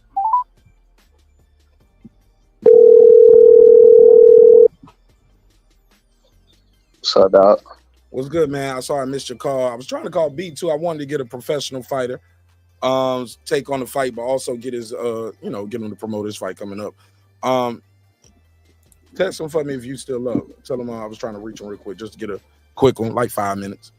My quick question for you is: has Ryan Garcia redeemed himself in your mind for his loss against Tank Davis? People said he was a quitter. People say he was just a TikToker, Instagram star. He was a fake, phony fraud. Never heard of it. It never heard of it. Has he redeemed himself tonight? Well, it wasn't even, I don't think it took tonight to redeem himself. But tonight was definitely a fucking huge advantage for him. I mean, the fact that we knew he had not a broken rib, we had a bruised rib or some shit. Remember that Chinese dude that was in the camp? Yeah, we had heard about it, but yeah, the Mongolian dude. But the Mongolian dude. Yeah, but people said that was cap though, and remember they said that was cap, and the fight was still going on. But we found out right, so the fact is, you still got hurt to the fucking body, and Tank had to put a fucking mole in there, and they all agreed that he still was hurt to the body in camp. Right. He had some type of body injury to the rib in camp, and that's what Tank targeted. So, in my opinion, weight drain, rehydration, and the weight drain, right, and the weight drain, rehydration, all that shit. So, in my opinion, that fight, that fight was, of course, Tank beat him, you know what I'm saying, whatever, but it didn't prove anything to me as far as that. It didn't to me, you know what I'm saying. So, I mean, I felt like he that he was already, he already deserved at least another shot if he did some shit like what he did tonight. So he definitely deserved a shot at the top spot. But again, I I mean, he won. A win is a win. You know, win is a win. Whatever. But he look like fucking. What? He look like fucking trash, man. I'm out crying, but that's a whole nother story, man. That's a whole nother story, bro. Yes, he redeemed himself. Bottom line, to answer your question, yes, he redeemed himself. You want to see a rematch, Coach? Against who? Would you Against who? Would you like to see Haney and Ryan again? This time for the title. See if Ryan can stop him this time. See if Haney can outbox him. They're going to make it a rematch, and Ryan is going to stop him early. There's nothing else for Haney to do right now. He can't dare. Go ahead, because last time we was talking about this, you had to get off the phone too. I want to hear your take. I'm sorry. Can he stop him? Like, yes, you said. Yes. Because last time we was talking, I felt like yeah, I know. For Haney after this, and you was like, I'm gonna call you it's right over back. for Haney after. I'm sorry, it's over for Haney after this, and I do feel like he will stop him. I think he could have stopped him this time at any point that he decided to actually punch and keep punching. Haney, this would be the test to prove how good Bill and Devin, which, you know, I respect to the fullest, you know, with their dynamic, how good of a coach, you know, and fighter training duo they really are, because they did not have a plan for this fight. Clearly, he clearly did exactly what he said. He sent his son out there to stand toe to toe, which was not a good plan. He definitely can't plan that this time. I think that with Ryan is awkward. So with Ryan's awkwardness, it's gonna be hard to make. I looking at Ryan and thinking about it, I would hate to have to make a plan for him. He's awkward. You know what I'm saying? He's awkward and he got good power. So I mean, you almost need to go by there and attack his ass, stick and move or something. You know, like I said, I would have to look at him and see what to actually make a plan for him, because he's not conventional. He's not a regular type conventional type fighter. You know, he do weird shit. You know what I'm saying? And his time. Yeah, and it worked for him. And again, you know, the hook is quick and his punches are quick, and you know, like I said, he doesn't come in like a regular boxer and do a normal shit. He just don't. And you know, again, like I said, I don't think clearly not. I don't think, but I think that Bill also somebody just called. That's who called me when you answered. Somebody called me and we was talking about it, and they did say they pointed out something. Where they pointed out something about Bill, and I don't want to be the one to do this, but Bill didn't. I think the inexperience of Bill showed up tonight. Oh, I because said it already, Coach. So it's okay.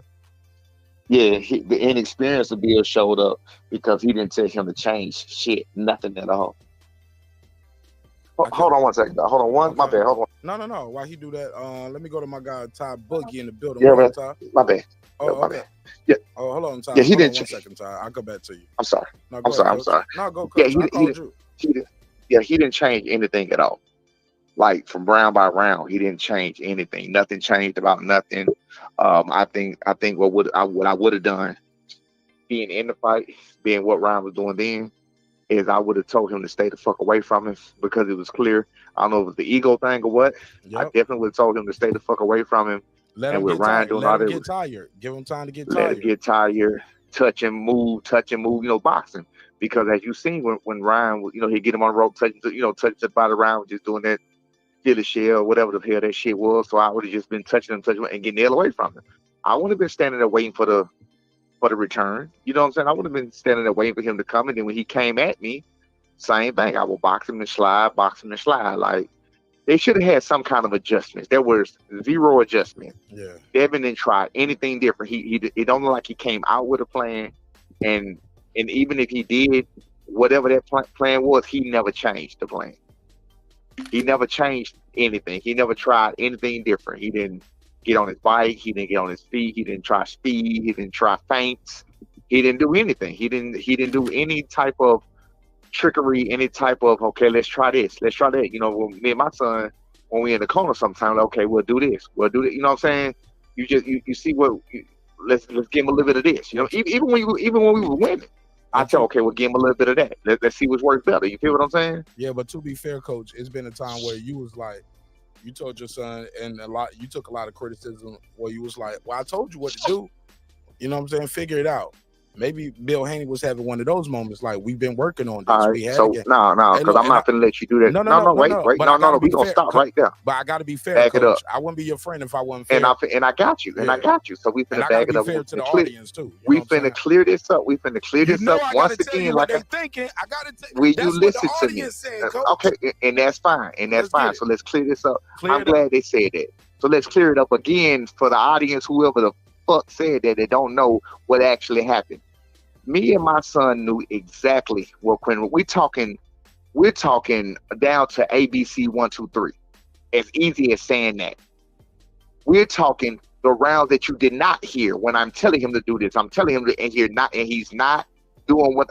You know what? I said I wasn't gonna do this no more because that's throwing my son under the bus. No. But I did bait you. I guess someone would say I bait you. You did bait me, but I said I wasn't gonna do that no more because I'm not throwing my son under the bus. But I said what I said. Right. But fuck whoever think otherwise.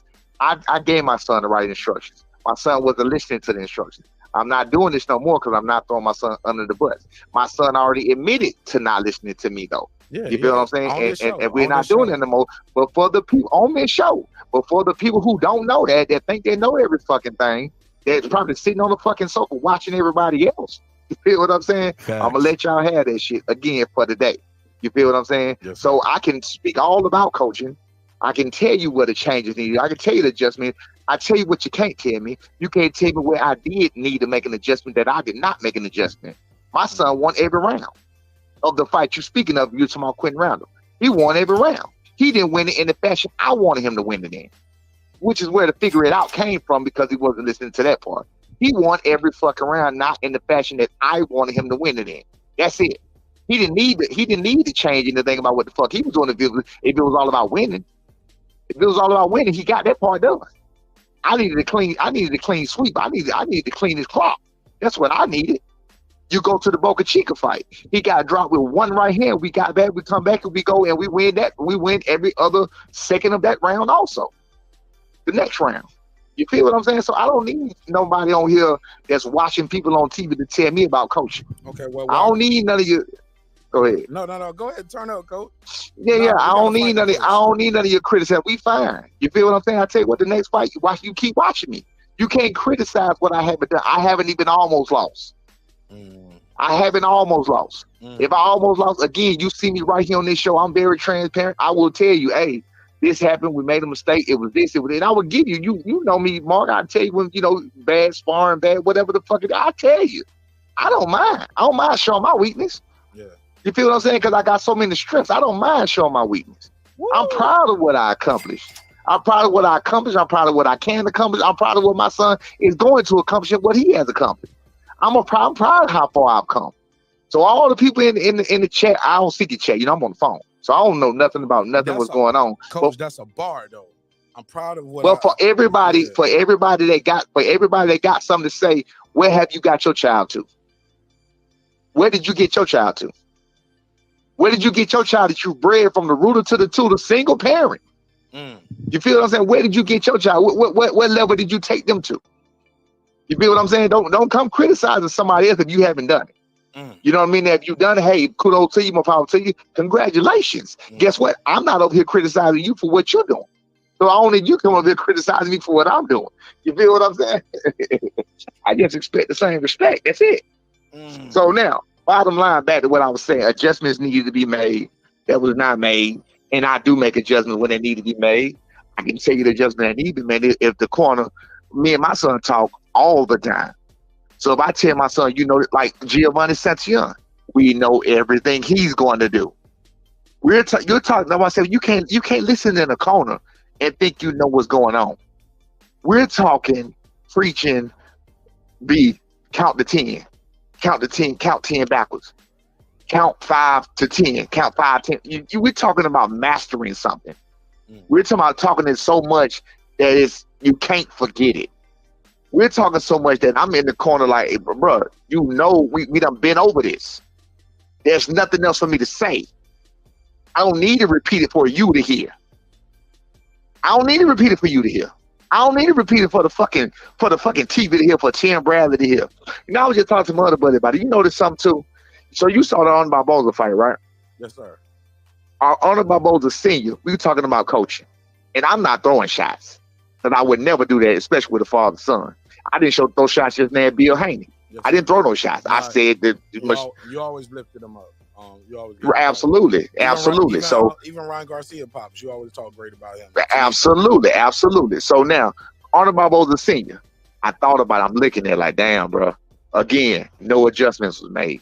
Honor Barboza lost this fight. He was winning losing every single round. I said, damn near every single round. I said, damn, he ain't making it. I seen when he first started what he was doing wrong.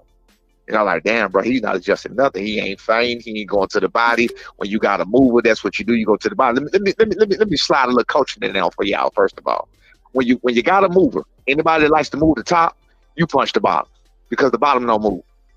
You feel what I'm saying? Right. Unless you moving your whole bottom and you out the fucking way, your bottom's still there. Now, if you want to be one of them, want to slip slide on the top, punch the stab to the body. They'll stop. They'll stop moving, or they're going to get the hell on. They're going to keep going. But all while you gain the points.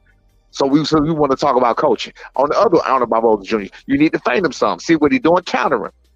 It's different things he should have tried. Again, nothing was changed. Nothing was tried. You feel what I'm saying? So in that particular case, I'm listening to him. I'm like, damn, bro, that's crazy.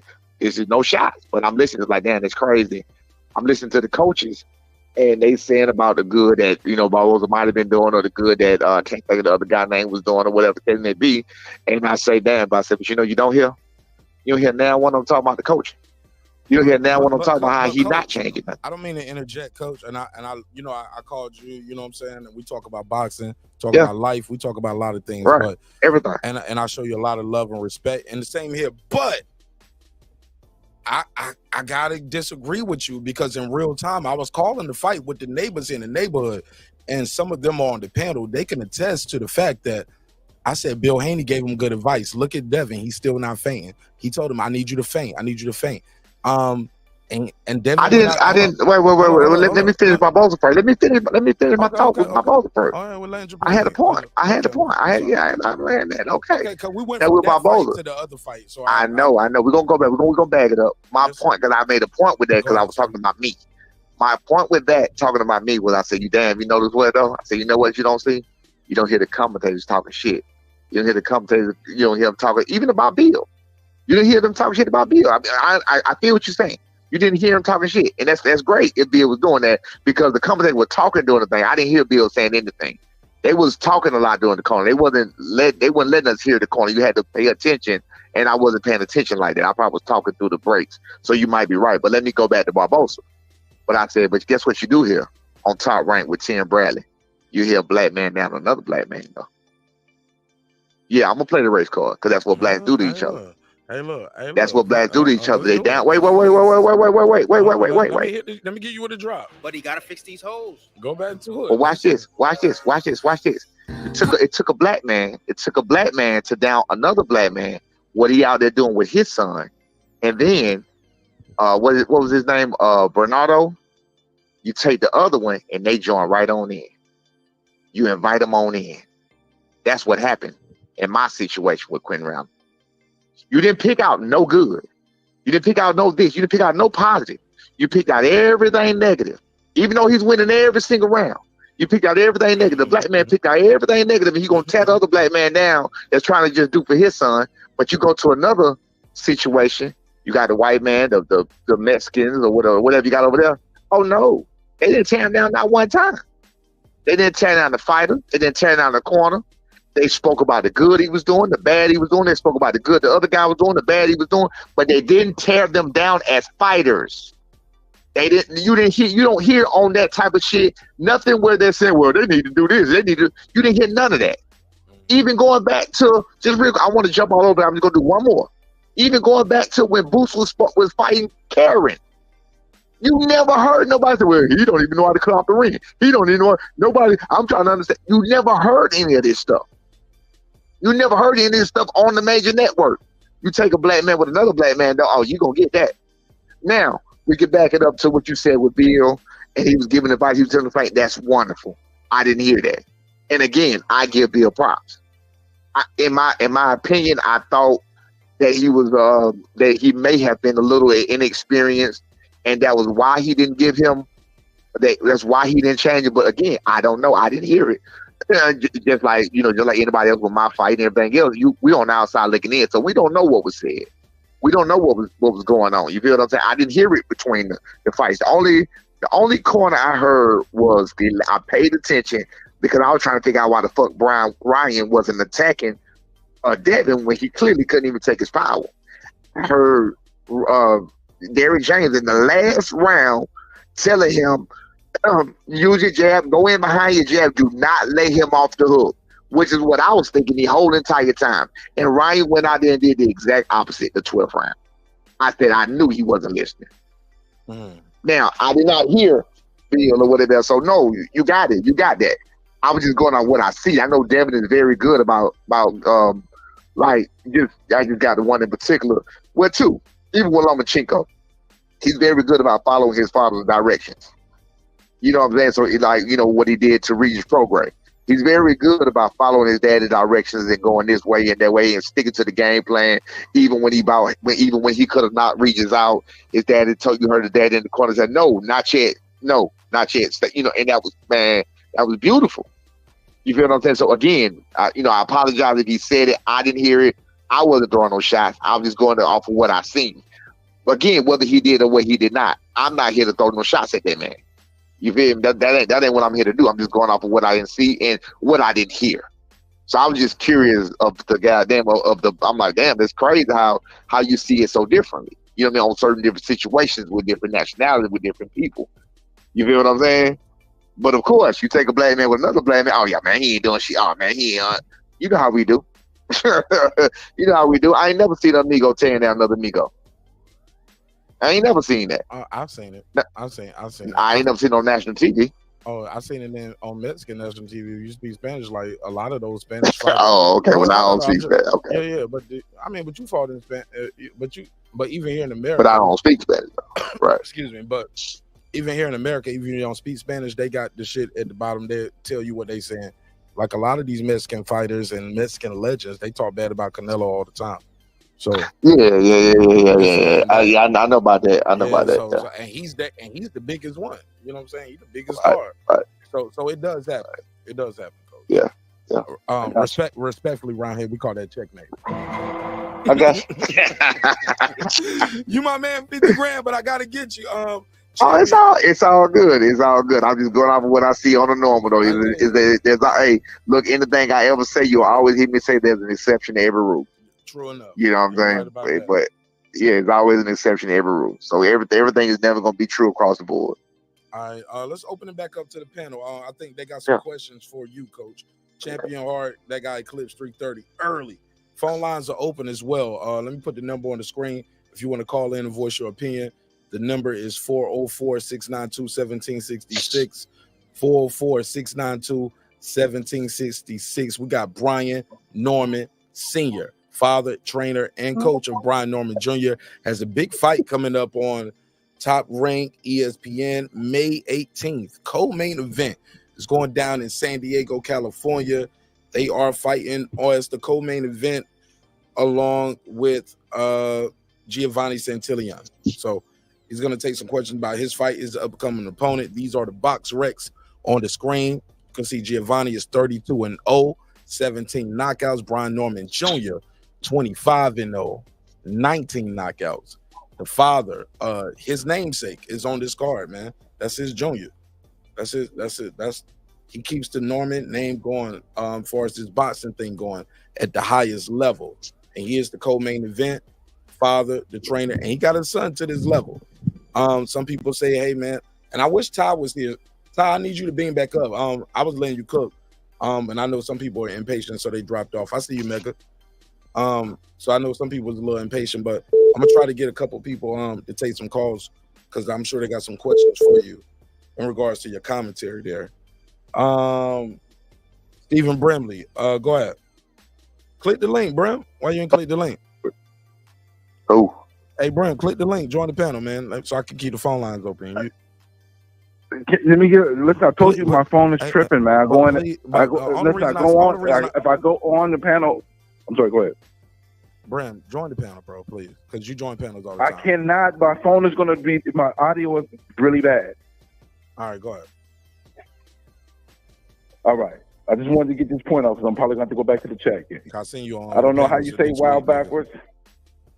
No. Today. I was on a panel today and it was bad. I had to hop off. Okay. Thank you. I appreciate your concern, though. Don't talk to me like that. Don't talk to me nice, nigga. Talk to me angry. I want angry Brim. I want angry Brim. Big Brim in this bitch. Let's go. Shock the world, Brim. He shocked the world, Not Brim. yet. Did he shock the world? You got to or give me a what? minute. You got to work me into it. Yo, Coach Norman.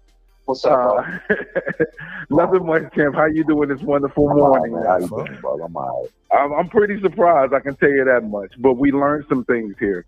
And now, again, I don't want to take away anything from Ryan Garcia because he earned the victory. He put them paws on the boy. You know, just like Braun say, man, I got cooked. He got cooked tonight. Devin Haney got cooked tonight. But Haney got exposed, and people were saying this, and I was going against the grain. I'm chewing crow. That's what I had. That's what I ate today. I ate some crow because I'm like, oh, Devin Haney moves up, his power goes up. You know, he's gonna show it. You know, man, the man can't take the clean punch, man. I can't. Anybody with pop, he can't take take what he did too.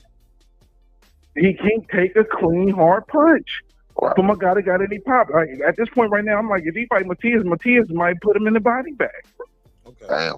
That's how I'm feeling right now. Unfortunately, it's Brent, I want you to keep that same energy when the post-fight weigh-ins come in, because I remember you was one of those people. You was like, when Haney came in he came in so big for the Regis fight. He came in as a middleweight, Mark. He was a middleweight. Yeah. So what are you talking about? I didn't do all that. Yeah, bro. You was. I didn't do all that. You freestyling right now. I didn't do all that. You freestyling right now. Okay. Nice try though, Mark. Nah, bro. I didn't do all that. You talked about. I didn't complain about the weight. I didn't do all that. How much the rehydration was for Haney. You have, bro. But I digress.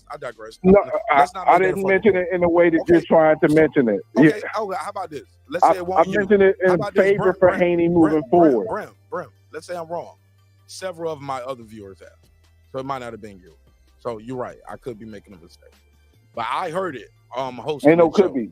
Okay, let's move forward. Go ahead. I got some other people. That got a question for Coach. You got a question or a comment for Coach? No, I'll hop off the line. You're trying to boot me off, so I love you, bro. Appreciate you, Coach. I'm out of here. No, Brim. No, Listen. Brim. I just said that before I took your call. Like, I got him on the show. I said, I know a lot of people got questions and comments for him. They are the co-main event. They want to talk to him about the fight, what they thought of the fight. But I did that part of the show you doing now. I did that a little bit earlier. But I got a special guest on the line. Okay. So I do want to take some So calls. yeah, I respect it. Yeah. Let me hop off and let the callers call in, and I'll see if I can hop on the panel in a little bit if it works. Handle it. Go ahead, Megazar. We got Brian Norman Senior here, father, trainer, coach of Brian Norman Jr. He fighting Santillan. We just saw the fight together. He has some thoughts and opinions about the fight. And he said it's over for Devin Haney. What's your take on that? And also, do you have any questions for Coach? No questions for Coach. Questions about the fight. Comments about the fight. No questions for Coach. Just good luck. We support him going into this next fight. Thank you, Bob. Stepping stone for Junior. It's about I think it's great co-main event. So that way that name could get real heads know the name, but once the casuals get onto the name and once he showcase talent, man, we just want the best for y'all. Just point blank. I appreciate it, man. Thank you, boss. Thank you. Yes, sir. All right. The only way I say it's over for Devin, we've seen people take ass whoopings like that and they don't recover. Right. I give him. I tip my hat to him. He was resilient. He. My thing is, Haney was resilient. He didn't want to go out like that. But I'm gonna be real with you. What you saw was people who were distracted. That boy was distracted, and he knew deep within that if this dude hit me, like he's hurting me in these that's what you saw. Cause he even started trying to load up and exchange with him. I'm like, bro, what the fuck are you doing? And all Ryan did was come out, jump on him early, and Ryan gave him 5 straight rounds to let him cook. Ryan was Hey, holding coach, is that your I didn't background? do that. Yeah. Ain't nothing in my bed. No, just mute your phone though while he's talking, then, because we hear some background. We can hear a lot. There you go. Go ahead, Mega. What I was saying was, because Ryan wasn't listening to Derrick James at all. He just had it in his mind. You know what? I'm finna tire this little ass dude out, because he came in weighing 165. I'm finna tire this little dude ass out. I'm gonna lean on him. I'm gonna grab his neck, and then I'm gonna pick my time. And once he hurt him in the 7th round, Devin could have even he wasn't finna win shit else. He really knocked him down twice in the 7th round. They gave him that one. Harvey Dock called such a brilliant goddamn fight with Crawford and Spence. This is one of his worst. This is one of his worst outings. You know what I'm saying? In Haney's defense, that punch was legal all night. That punch was legal. I don't know why that was a legal punch.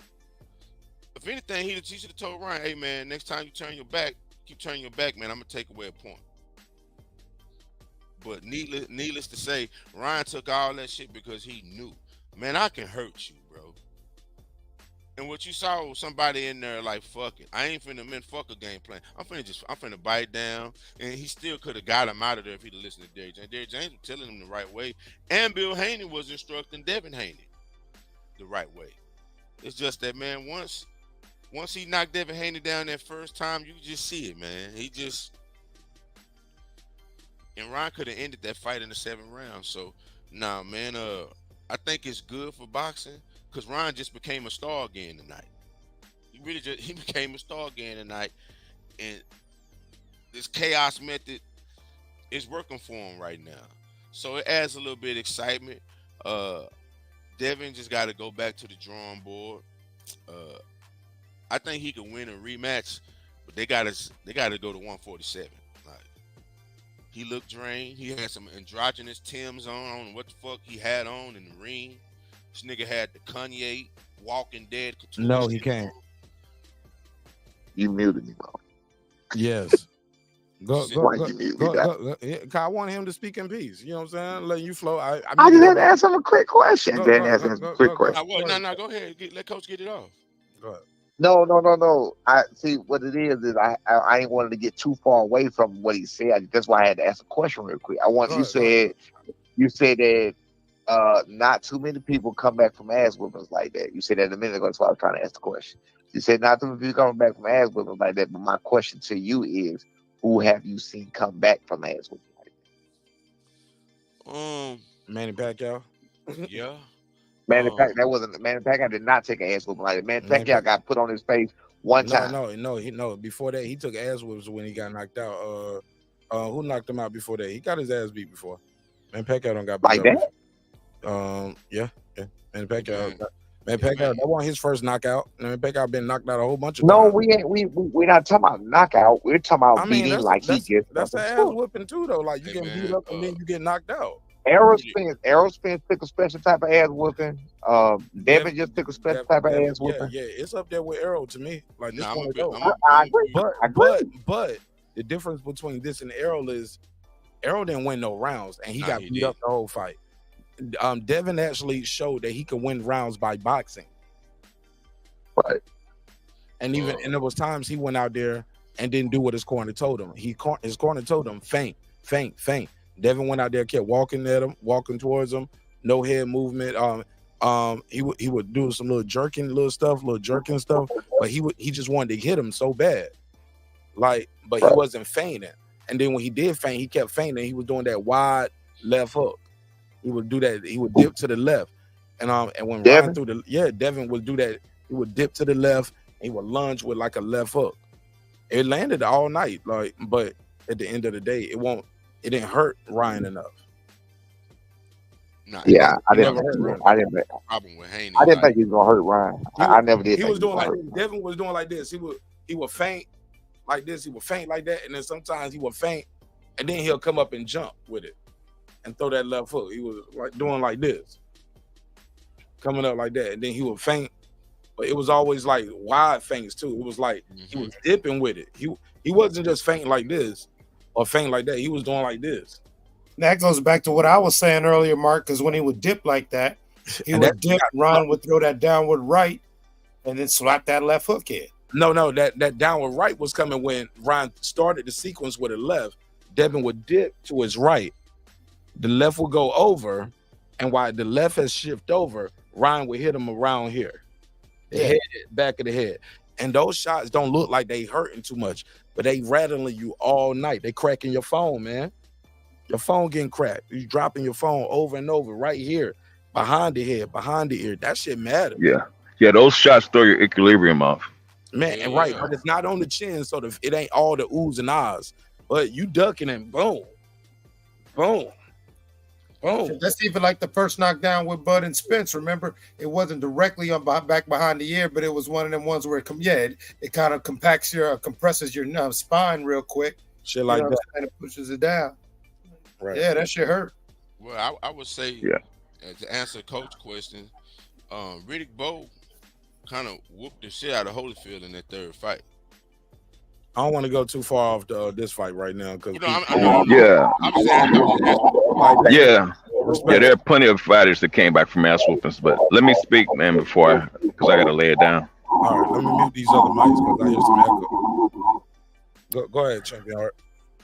Yeah, let me speak because I gotta lay it down. Salute, Megazar. How you doing, brother? How you been? All right. Man, I just want to say, I'm not gonna say that one fight means that it's over for Haney. I disagree with Coach. He's saying that it's over. It's only one loss. I mean, some of our greats have had more than one loss, and still ended up being greats. You got Sugar Ray Robinson, Ali. I mean, you've got greats that have had more than one loss. So I'm not gonna say one loss is it for Haney. I think that he needs to learn from this. Now, one thing I will agree with Coach is that there were no adjustments made, and Megazar was saying that Haney was telling him, but I don't know if Haney. I mean, I don't know if Bill was telling Devin or Devin wasn't listening, but there were no adjustments made at all. One of the reasons that Tank was able to do what he was able to do because he nullified Ryan's hook. He knew that Ryan had that left hook, and he came in saying that's all Ryan got. Once he nullified that, he was able to take Ryan out of there. Haney never tried to do that.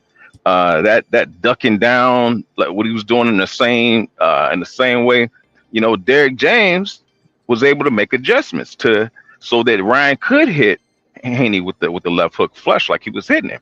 When he kept ducking down in there, Ryan stepped back and hit him with an uppercut a couple of times. So there were adjustments made on that part. I think that Bill can manage and promote, but Ryan's gonna have to get a trainer, man, someone that's to address these issues. Devin needs a trainer. You said Ryan. Yeah. Devin's gonna have to get a trainer. Let Bill do his thing with the managing and promoting, but he's got to get a trainer in there, man, to just concentrate on that. Now, as far as the rematch, you know what I'm saying, he's got to go back to doing what got him to where he can't listen to the fans trying to prove he got power. You know what I'm saying? You just sometimes you're born with it, and sometimes you have to develop it, and sometimes you just don't have it. Ali didn't have a lot of power, but he just wore you down. So he's gonna have to concentrate on his style, man, and not let the fans make him change his style, because what he did tonight, man, was definitely got him in trouble. It wasn't as a brutal beating as everyone is saying. It was a beating, but he was he got up each time. It wasn't a beating like what Spence took from Crawford. It wasn't that kind of beating. It wasn't it wasn't that kind of beating.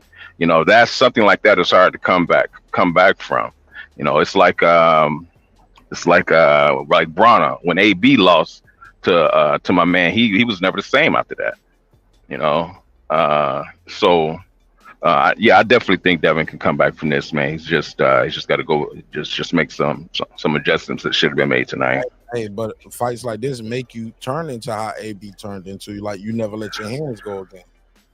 Yeah, but To be fair, AB did become a quote unquote world champion again after that fight. So who did he fight? I forgot. But I remember that was the same fight where he became a 40 world champion, and the guy was like Mark Kriegel. He was like, well, it's not really about his world title. You know what I'm saying? It's about getting up there and such. He was like, have you ever won a world title? Okay, so don't tell me 4 world titles against this guy don't mean nothing. It means something to me. You get what I'm saying? Right. I don't remember it. I remember that. I remember AB being gun shy after that, man. I don't remember him. You know he's a 4-time world champion, though, right? Yeah, I do know that, of course. Yeah. Shit like that. All right.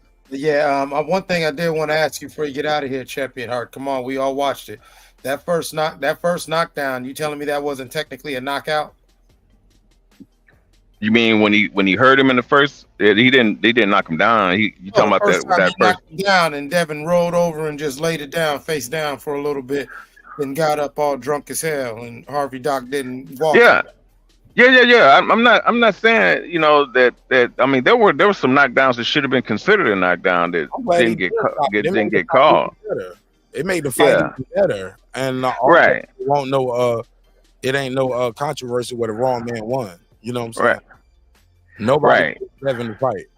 At best, like I said, you can give Devin a draw, but you couldn't give him the fight. At best, he got a draw. But if you Ryan Garcia got a 10-7 round.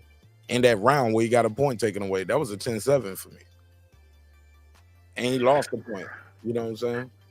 Yeah, exactly. I mean, the reason that I'm saying that, Devin needs the trainer because it seems like, man, I'm not saying a lot of inside fighting anymore. Devin should have been working the body. I'm come from the era, and I think Coach said it this evening, from to where you kill the body and the head will fall. You don't see that anymore.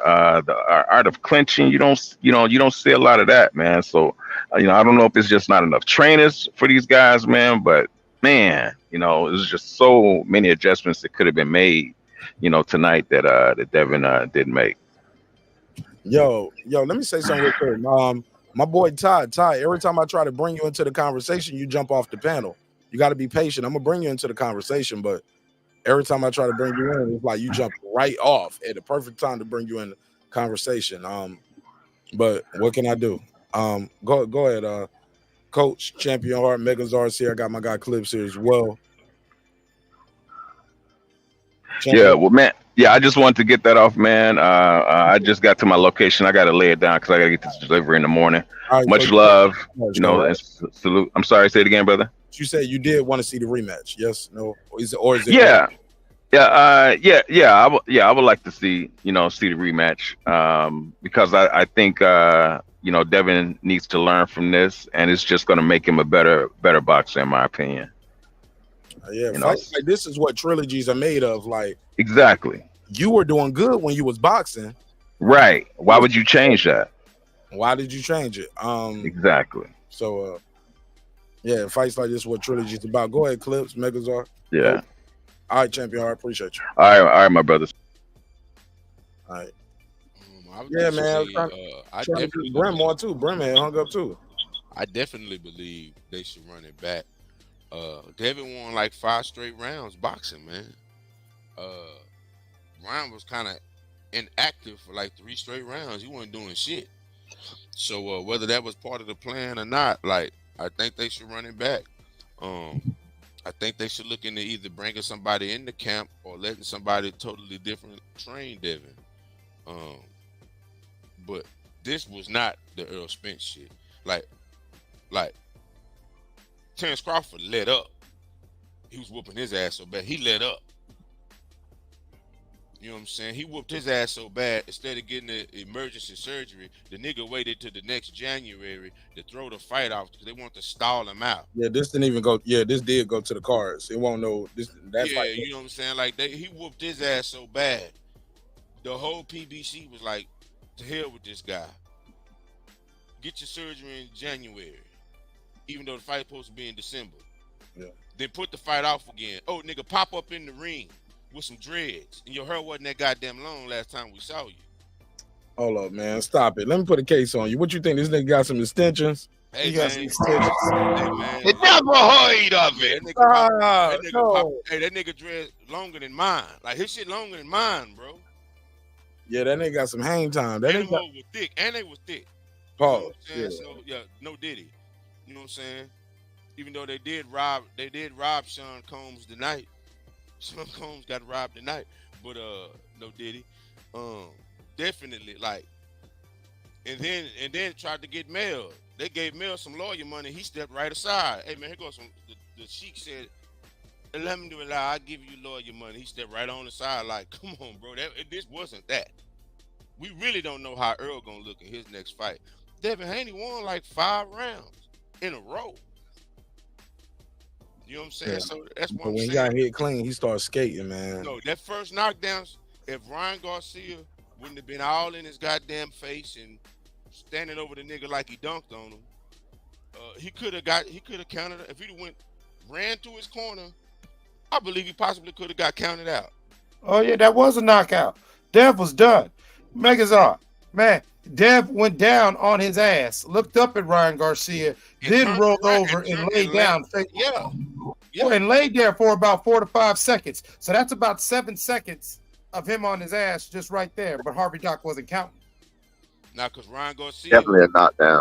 Ryan Garcia stood over the nigga like Anthony Edwards when he stole the ball from KD today and went and dunked with 2 hands. Like, nigga, get in your corner. What are you standing over to do? Get to your damn corner.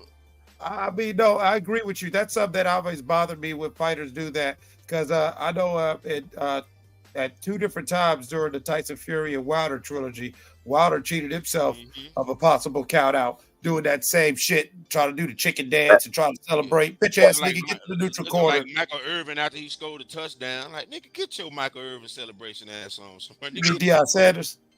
Nah, he look like Michael Irvin when he was like doing all this and nigga, get your Michael Irvin celebration. Wait a minute, how'd it go?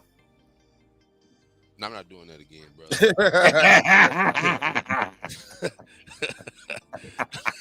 Almost got you, didn't he? Yeah, never heard of it. Never heard of it. Never heard of it. Almost had him. Neighbors almost had him. Now he think it's late at night, but yeah, that wasn't happening again, brother. If you missed it the first time, you missed it. You missed the moment. Man, I was hoping you had done it again and Mark would have threw you on the big screen so we could have had a meme out there. Hey, Cliff, let me ask you a question. What you think about it was a lot of talk about this fight, man. Oh yeah. Go ahead. Go ahead. No, you're right about to ask me about Santillan versus Norbert Jr. No. Or you asking me about this Ryan shit? I'm still talking about the Ryan shit. Okay, let's get it. Did you have a question for Norman Senior about the Santillan fight? Basically, I know you guys are you realize that you got a live competitor in there, and you're gonna have to bring the fight to him. I mean, I don't want you to give away. I mean, I know we all family here. We are the neighborhood. I know you don't want to tip your hat, but just how do you plan on negating Santillan's aggression? Seeing that when he's 32 and 0 with only 17 knockouts, which means that I'm inferring as he's a more pressure fighter who, he'll get you out of there if you're going to stand in front of him. But if not, he's applying so much pressure that he's winning by points. And so how do you plan on calming that shit down? You know what I'm saying? You just going to put the stick out there, or you know what I'm saying? You got something special for him. I can't. I've dissected him again, just like I did with Randall, and I've spoken to my son, and we know everything about him, from the good to the bad. We know everything about him. I can't give you my plan because my plan makes you exposed. So I can't give you my plan, but my plan changed from the last time I said something. My plan did change from the last time I said something to anybody about it. So I have not said what my plan is right now. I got a plan where we plan to make it look easy. Real shout out to you, Sid. And I respect it. Never teach the Wu-Tang. Never teach the Wu-Tang. I'm with you. You know what I'm saying? Right. It's our secret. We will never reveal the secrets of the Wu-Tang. That's our secret. Hey, Mark, remember that old motherfucker was dying. He looked this dude. Remember, he was on the ground. He kind of sat up and looked all them niggas in the face. You must never reveal the Wu-Tang. Shout out to my sister, Lady Shane. I used to say that shit on the show all the time. I'd be like, it's our secret. We never reveal the secrets of the YouTube game. But on some real shit, man. I asked the question earlier. I do want to get Megazar's opinion on it because I didn't get his take on it. People were saying, I posed the question out there. I've been posing a lot of good questions, and I challenge some of you content creators. Go ahead, you know, it's free. Ideas are free. You get what I'm saying? But and our conversation is free. Respect is free. Disrespect gonna cost you everything, fuck nigga. But did Ryan Garcia redeem himself in your opinion? This is a question I've been asking people because they called him a quitter at the tank. Hell yeah, man, he became a star again. Like I said, when I saw him just fully playing the out of control role, I said I don't think Devin Haney's smart enough to buy into this shit. Me neither. But honestly, Devin Haney bought into what you saw was somebody who was distracted. And once he hit him, I looked in his eyes and he was like, I ain't gonna quit. I ain't gonna, like, it's like he was reaffirming himself. That nigga was doing, you know, when they tell you the affirmations in the morning and shit, like he was looking at himself like, I'm not gonna lose like this. I'm not gonna lose like this. I'm not gonna, let's go back to the sport. You know what I'm saying? Like you could see it in his face. Like, so I was like, it became a psychological thing at that. Ryan was holding his neck all night. Ryan was rabbit punching him on all, like you saying, like he was out of sorts for like 3 straight rounds. He was kind of out of sorts. So Devin showed nothing but heart. Yeah, he showed heart, man. Like I said, but you can see it in his eyes. I'm not gonna lose like this. You ain't finna beat me like this, especially right there. Man, I was saying it during the live commentary, and I'm glad. That's why I told Clips. I was like, and Lisa and everybody was watching. I said, nah. Normally we'd be quiet so I can record them and put them on the Patreon. But this time I was telling people, I was like, you know what? Let's just go and talk through the main, talk through this shit. I want to hear y'all live reactions.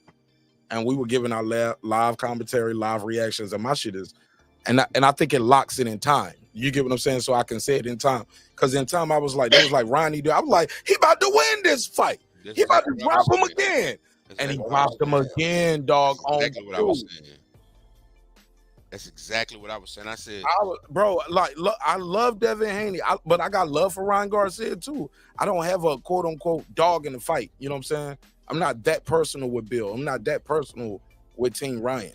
You know what I'm saying? Fight. I'm calling balls and strikes, dog. I'm being fair. I'm like, man, what the hell is going on? I'm like, bro, when he dropped him that third time, when he got that 10-7 round, I said, it's over. I said, what is he doing, man? Like, I said, what is he doing? Like, but I seen it leading up to it. I was like, why is this nigga why is he trying to power for power with him? Just keep boxing. What is he doing? We saw this with Devin, but we've been seeing this with Devin since the Linares fight. He went in there, instead of trying to fight like how he fights, he's been trying to fight to prove social media wrong and the people wrong. And he wants to be this power puncher instead of just being a boxer, winning the fight. Yeah, they say it's boring. You dance, you move, you run, you hold, you clinch, but you win in the fights. Keep winning.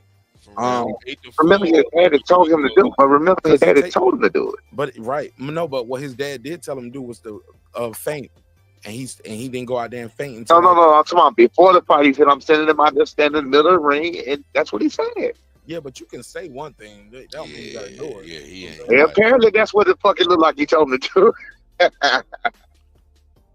I got you. Like I'm looking at this thing like those last 4 rounds against Lomachenko had his way with him. Like Lomachenko looked like high tech. Haney won that last round though. He won the 12th round. You know what I'm saying? Like, I'm be real with you. If Lomachenko had anything on them goddamn punches, we'd have saw this. He had a better fight. He had a better fight. Look, he fought a bigger guy in there. He fought a guy like Ryan. Ryan said in the post fight. Ryan said, "I fought this guy 6 times already. I knew I could beat him. I fought him 6 times. I knew what I needed to do to beat him. I know what I did when I lost to him those last 3 times. I've been boxing my whole life. You get what I'm saying? Oh yeah, no, I And definitely. it was and hold up, and I said this, and I passed the mic. I said this several times tonight. I said it during the live broadcast. I said Devin looks like a guy in there who used to beat him up as a kid, and he's seeing ghosts. Right. Like so, all of us say, Devin's supposed to be this, and he gonna beat him. Blah blah blah blah blah blah blah blah. And Ron is like, he's about to be that same 7, 8, 9-year-old kid I used to beat up when I was a kid. And I'm gonna remind him who I am. You know what I'm saying? Well, I tell you what, we're not saying that. Early on, and I thought he saw the ghost of that 9-year-old boy that went home crying because this kid right here from Victorsville, USA, don't beat you up again and again, and tonight makes again. And he beat you worse tonight than he ever beat you. One thing we nobody has said that's over when I did not want to happen, but it happened. It happened the first round, to be honest with you. That deal was over. That shit about Devin and Tank, that shit dead. Oh, yeah. That shit dead. That shit died the first round. That shit died the very first round when his eyes rolled back in his head from that hook. So everybody. Yeah, I was thinking that too. I was thinking like, if that would have been a Tank hook, we would have had to call the goddamn reverend. Yeah, but if he would have won the fight, he would have won the fight, people would have been calling for that fight even more, and they would have been saying Ryan got robbed, and they would have said gonna knock his ass out. But people would have said and that would have made that fight. People would have made that fight. Man, but you gotta understand, Tank said Ryan Garcia was the best fighter he ever fought. Oh wow. Tank said that he hit the hardest. That's what Tank said about Ryan. Right, he did say that. Yeah, he did say that. Yeah, he did say that. He did say he hit hard. He did say he hit hard. He was talking about his power. Oh shit. My bad. I do remember him. No, he was talking about his power. I do remember him saying, but all he got is power. Motherfuckers think all it takes is power. You can't beat me. No. It was after it was over with. He was talking about his power. I remember that before the fight when he was like, "Yeah, he got power, but that's all he got is power."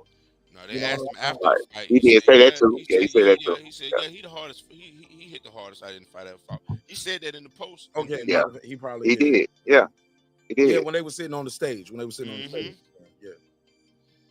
I mean, you can tell Ryan got power though. And it's quick.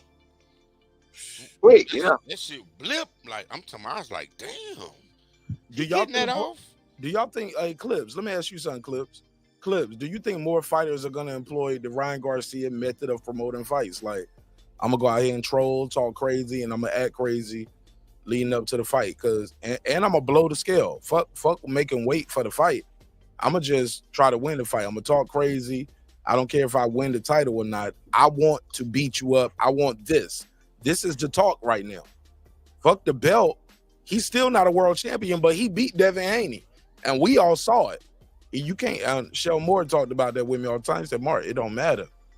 We can't unsee it." Like with the Crawford shit, he was like, "They can do whatever for stripping him, but the IBF, we know we can't unsee that."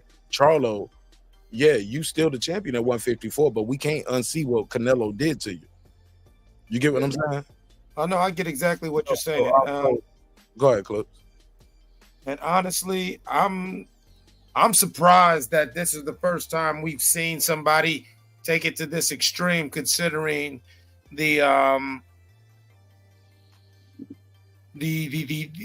addiction that we have for bombastic personalities on social media.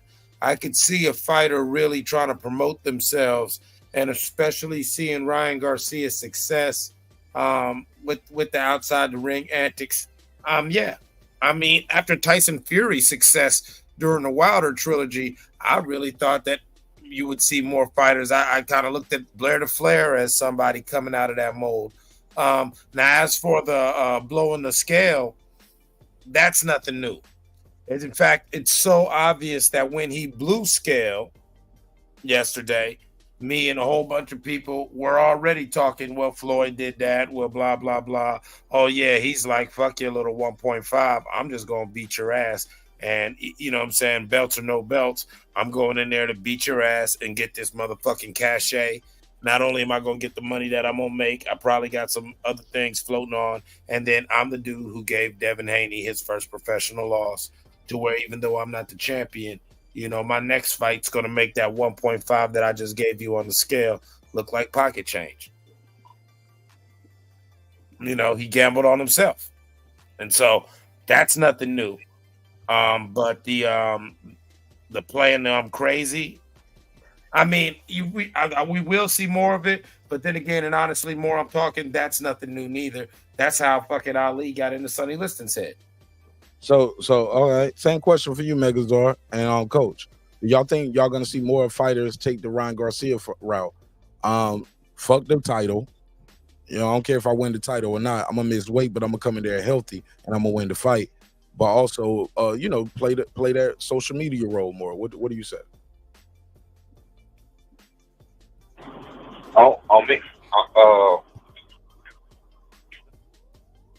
For me, I told you what he said about the damn followers and shit and trending and stuff. So he's worried about the IG money. That's what that was about. Now, these other people not gonna have the kind of followers that Ryan got. They can build them if they talk crazy during the fight and go in there and win. Possibly. You're right. Because any press is good press. Sometimes. If you win the fight, but you gotta win the fight like Ryan did. You gotta win the fight. Absolutely. Right. So do you think more fighters gonna say fuck the belt? I just want to win the fight. I'm gonna blow scale.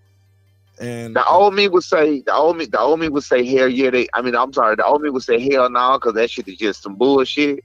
But the way the world is today, by reality stars being millionaires and you know, all shit being different, I can't say, bro. I'm gonna say yeah, they probably will.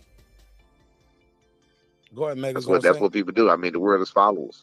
Same question for you, Megas. Are you if you a trainer, a manager, promoter, working with a young fighter about to fight at Devin Haney, I would. Would you say, man, fuck winning this world title, winning the fight and being a star is bigger than the world title? You gonna go in debt? I would. Yeah, you wouldn't, but 3% of your purse versus 3 pounds coming in healthy, strong, and you about to rehydrate more than that. You get what I'm saying? And then you win the fight. Whoop this nigga ass. Your face on posters everywhere. People might not remember your world champion, but years from down the line, but they're gonna remember you just beat Devin Haney's ass like that. Well, you gotta People have this ass whipping. You gotta kind of have what Ryan Garcia already had though, like just playing crazy just out the gate. Nah, like Ryan Garcia was already a name, and clearly it was a tactic. I think this was clearly a tactic. It worked. He won in dramatic fashion. He proved tonight that yeah, I'm better than you. And then he even carried it on outside of the ring. He really bet on himself, and he literally bet on himself also. You know what I'm saying? So I don't think you're gonna see it, because before this, it was a while that we've seen it this over the top. Like he was clearly over the top. He hanging with Diddy and like you know what I'm saying? Like he was over the top. They offered me to go to Bohemian Grove. Like he was literally over the top. Came in at 165. Like he knew I'm finna stand and bang with this dude. I'm finna rough him up. I'm finna murk it up. I'm finna make it a dirty fight, and I'm gonna beat him. I think what he understood was when you make it a brawl, and that's what I think everybody finna see with Devin Haney. If you make a Devin Haney fight a brawl, he's not comfortable with brawls. And like Ryan this may be a blueprint, because he made this shit a brawl. He made it ugly. You know what I'm saying? What the Barbosa dude should have did in the literal sense, he should have made this shit a brawl against that McCombs dude. But Ryan made this shit a brawl, made it ugly, and it paid off for him. He became a star. His stock is higher than it's ever been tonight. But he had something to actually lose. Like a nigga just clowning for no reason. Like it don't make no sense for Bud Crawford to do some shit like this. That's off brand. I don't, what fighter can you? It don't make no sense for Tank to do it. It's off brand. Like Tyson Fury came doing this is this whole shtick. He's a shit house. He's a big dog. Like that's his whole shit. Like that's his whole little shtick. So, I think you see Anthony Joshua did not give a fuck attitude. I think it became that for him. The losses and all of that shit, the pressure. I think it literally, man, I don't give a fuck no more. I think it literally became that for him. Ryan Garcia clearly was on this Kanye shit, just trolling the overtroll, the overtroll, the overtroll. So I don't think you're gonna see a trend of this. It worked for him tonight though, perfectly.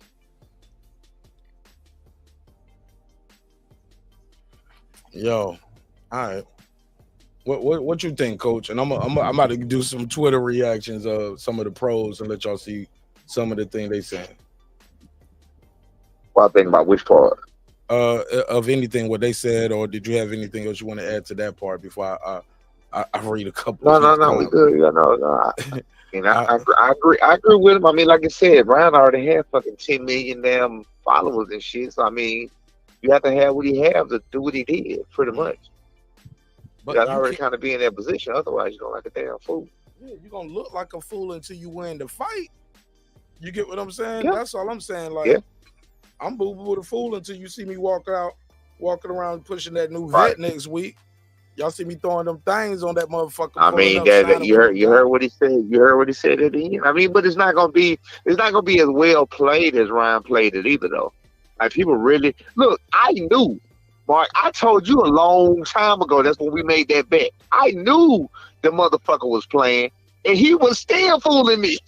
Because after I told y'all, like, man, this motherfucker might really be crying. Remember? Like, I said that shit. Like, I don't know, bro. I kept calling my source back, even all the way to Thursday, bro. I said, you sure this nigga ain't crazy for real? I'm telling you, I've been in the gym with him. I seen him in the gym. He's talking just like me and you. There's nothing wrong with him. He said as soon as the camera come or something happened, he go WWE. He said he came in the other day. He told the whole team. He said, and I've been trending for, I don't know if he said trending on IG or trending period. But he's like, man, I've been trending for Twitter. He definitely been trending on Twitter. He said, I've been Twitter. Yeah, he said, I've been trending for 2 weeks straight. That's what he told them Thursday, for the day before the weigh-in. And they was like, what the fuck, they got to do anything?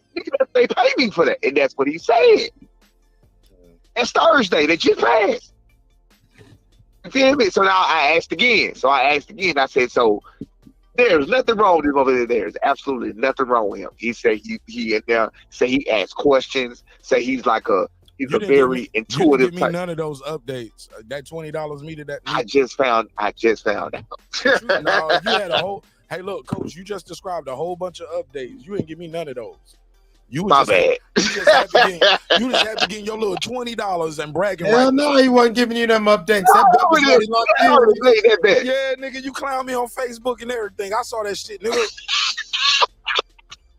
And I don't We like had it. already bet, bro. That's what it was. That's just what it is, bro. Hey, man, I don't know what to tell you. Now, I tried to tell you. I told you. I gave you the inside. I gave you the scoop. Listen, I gave you the scoop, and then you bet me. What kind of shit is that? I said, bro. Matter of fact, I think I called you. I don't even think I said it on the fucking show. No, I think I called We you. was persistent with that bet. That's why I don't believe Keena when he was like, Mark, man, you had a bet, and I'm gonna find it. I was like, well, find it then, nigga. But my bets, man, I pay them, bro. I pay them. Oh, yeah, you know what we did. Hey, look, our bet was for the ring walk. I paid you before the ring walk even happened. I said, Absolutely, because you know what happened. I was like, he in the building. Let me send him the money. He's here. Yeah, it was clear that nigga was gonna be there. It was clear it was gonna go down. You feel me? I started to bet on disqualification though, because I didn't. Even after Thursday, and me too. Even after Thursday, when I found out what I found out, my thing was, is how far is he gonna take this? Right. That was what my thing was. Like, okay, I know he acting, but how far is he willing to go with his act?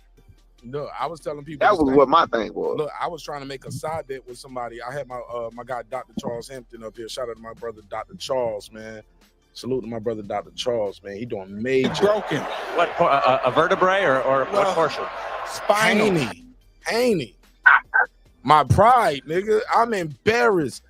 Brim, this is probably the wrongest I've ever been about a boxing match in my life, and I never fall for it again. But I'm not mad. I bought the pay-per-view.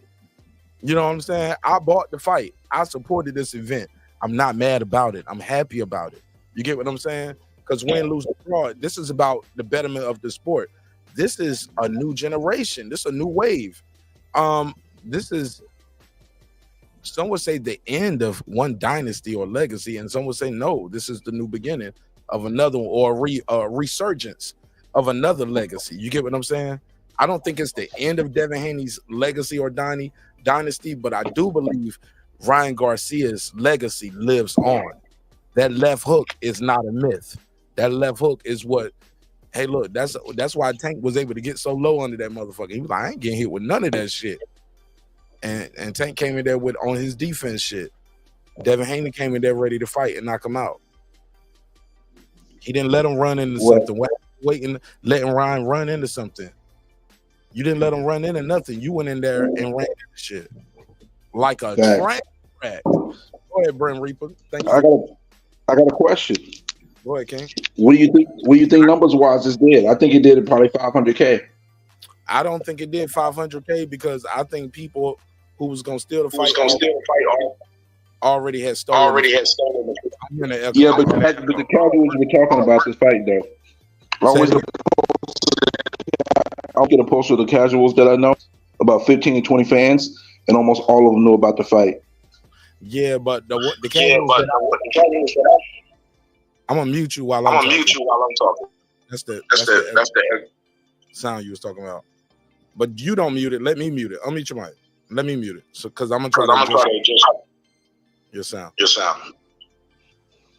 So what I did see some casuals were out here. They knew about it. Don't touch nothing. I see it moving. Let me do it. Some of the casuals that I knew who were watching the fight, they still had fire stick. They were still in the fight, but it was just something for them to see. But they still knew the fight was happening. They was watching the fight. My cousin Tori, he's a super casual, but he wasn't buying the fight.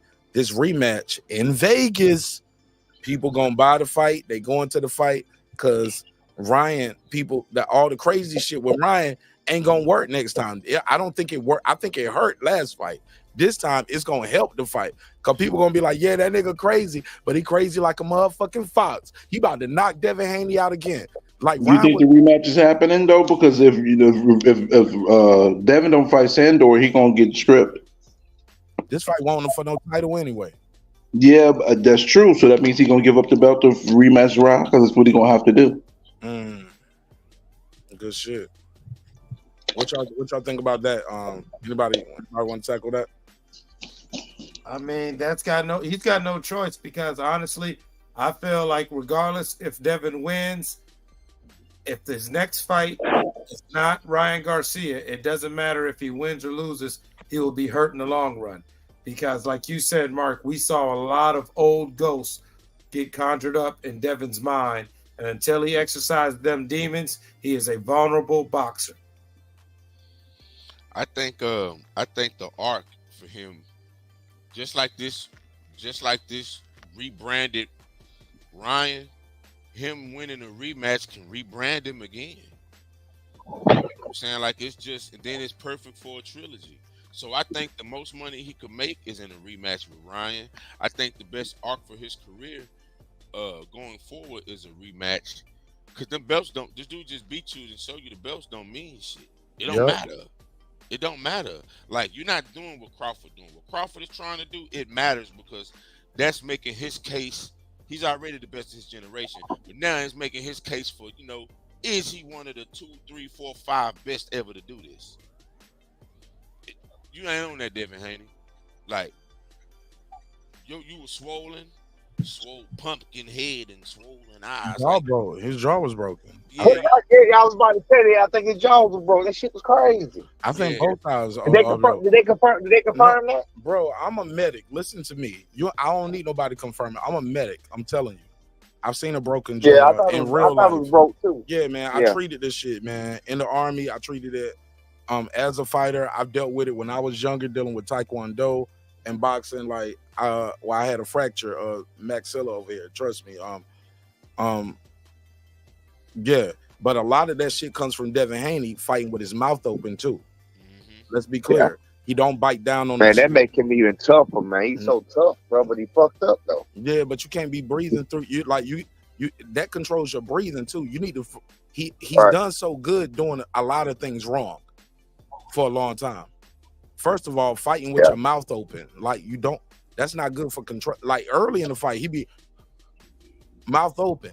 Bro, you're gonna get your shit snapped, bro. Close your mouth, and that controls your breathing. That's gonna help you with your legs later. Like, but shit, what do I know? Coach, you're a professional fighter, trainer. Am I tripping here, or am I saying the right things? No, you are saying this, but I'm gonna tell you what. I got a quick story. Just a quick story. Go ahead. I'm in the ring playing. I was a professional fighter. I'm in the ring playing with a fucking kid. I'm just in there, boxing around with him, doing what we do. Nothing serious, but there was nothing, no head, getting no mouthpiece, no nothing. I'm just in there. Man, I got my mouth open, man. That motherfucking child hit me in my jaw and clicked my shit so hard. You definitely got to keep your mouth closed. You definitely got to keep your mouth closed. So, you're absolutely right. You're absolutely right. You're absolutely right about that. But can I take it back just a little bit? I hope my man, I think it was Brim that said it. Is it Brim still on? Yeah, he here. All right. I think it was him that said it. Was that you that said bring in somebody else in the code and bring somebody else in the code? No, my boy. Hold on, bring somebody else in the coach. I think I was talking about T.O. when I said that. No. I said that for Devin Haney. He got to bring somebody else. Yeah, man. Listen, I hate when people do that, though, man. I mean, and that's shit happens. I wanted to bring Ty on because Ty Boogie, he was in the chat. My boy Ty Bowie, but I always call him Ty Boogie. Ty Bowie was in the chat, and he actually left a comment on a video of an interview I did with UMB when I came to the gym a couple weeks ago, and he was like, the son needs a new trainer. The dad isn't a good trainer. Listen to me, man. I hate when people do that, bro. People don't even know. Listen, that was, he said that due to the narration of Tim Bradley. That's what he did. He did it due to what Tim Bradley told you was looking at. That's what he did it from. He didn't do it based on no facts. Because, again, my son has been dropped and never hurt. He's never been, it's not a consistent issue. He hasn't had a consistent issue with, we ain't going to keep going to this. He had a consistent issue with smothering. He had an issue, one fucking fight with smothering. He stays behind the jab. He had one fight, the same fight he was smothered that he abandoned the jab later. So, whatever. Nobody got time for that shit. I mean, you can say what the fuck you want to say. But anyway, back to the Bill situation and my man who said he needed somebody else in the corner. If indeed what Mark said was true, and I don't doubt it's not, I didn't hear it. If he was telling him to faint, that's absolutely one of the things I think he should have tried. That's absolutely one of the things I think he should have did. You know what I mean? There were some things that he should have. There were no adjustments made. I agree. I said the same thing, and I agree with you on that. There was no adjustments made, but we don't know the reason why. We don't know whether Devin not listening. It was Devin's first time being that hurt in a fight. We can't say his mental state. Was he able to? Like, we don't know. We don't know. When you in the ring, the fighter ultimately still has to do what's more comfortable for them to do. That's the truth.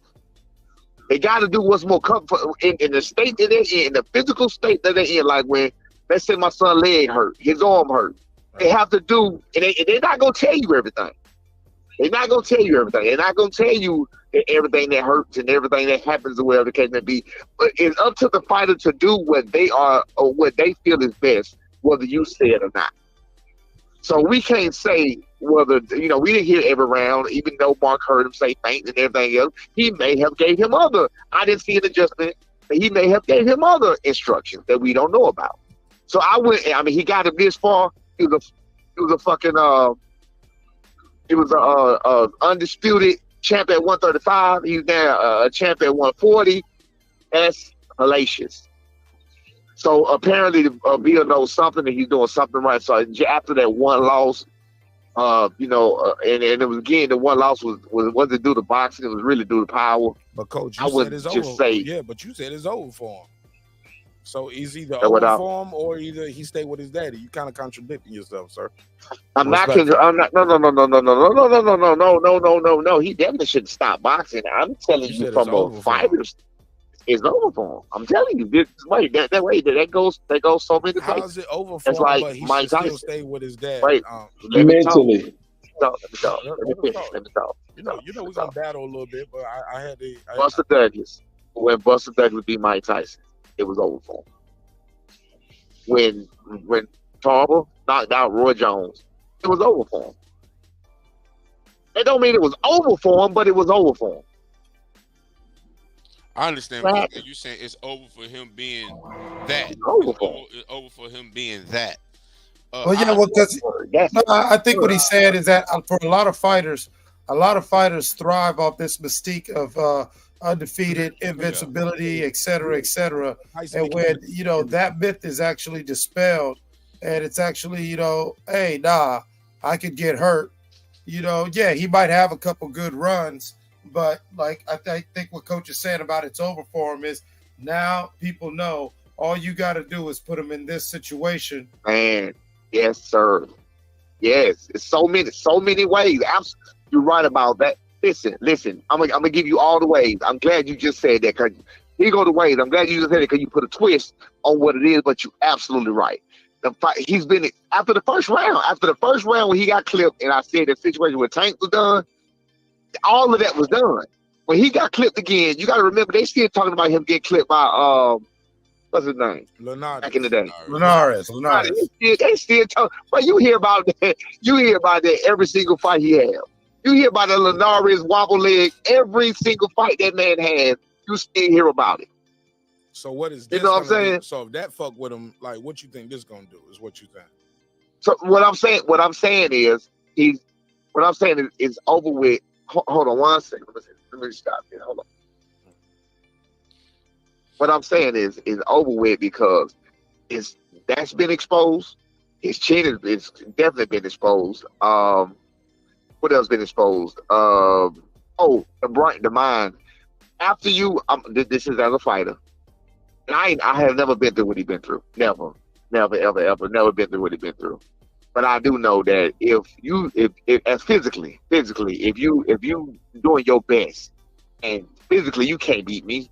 Like either one of us on this phone, if you're a bad motherfucker, you feel like you're a bad motherfucker. No, bro, you're not gonna beat me. I don't care what you do, what you say. You not gonna beat me, and you really wholehearted feel that way, or whatever, and you get beat physically like that. Right? Imagine what it's. Yeah, that's gonna do something to you. The mental, man. My man who said it went on.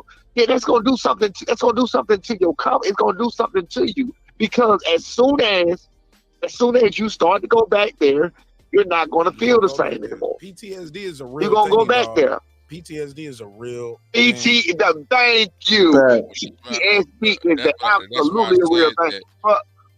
That's why I said that this could be a blueprint that if you make a fight a brawl with him. Either way, you said that's what I mean by over for. It's over for so many things. Let me ask a question to the panel. Oh, go ahead. I got another question for the panel. Okay. I want to make this point. Yes, one of the biggest things I was saying is over for, like all the, the cockiness and the shit talking Bill do, and that's over. All that dead. Yeah, that is. All that Devin Haney era, all that shit dead. That shit's over. It's done for Nite. Complete. Kaput. Well, that shit talking different. I guess it's still the Crawford era. I guess.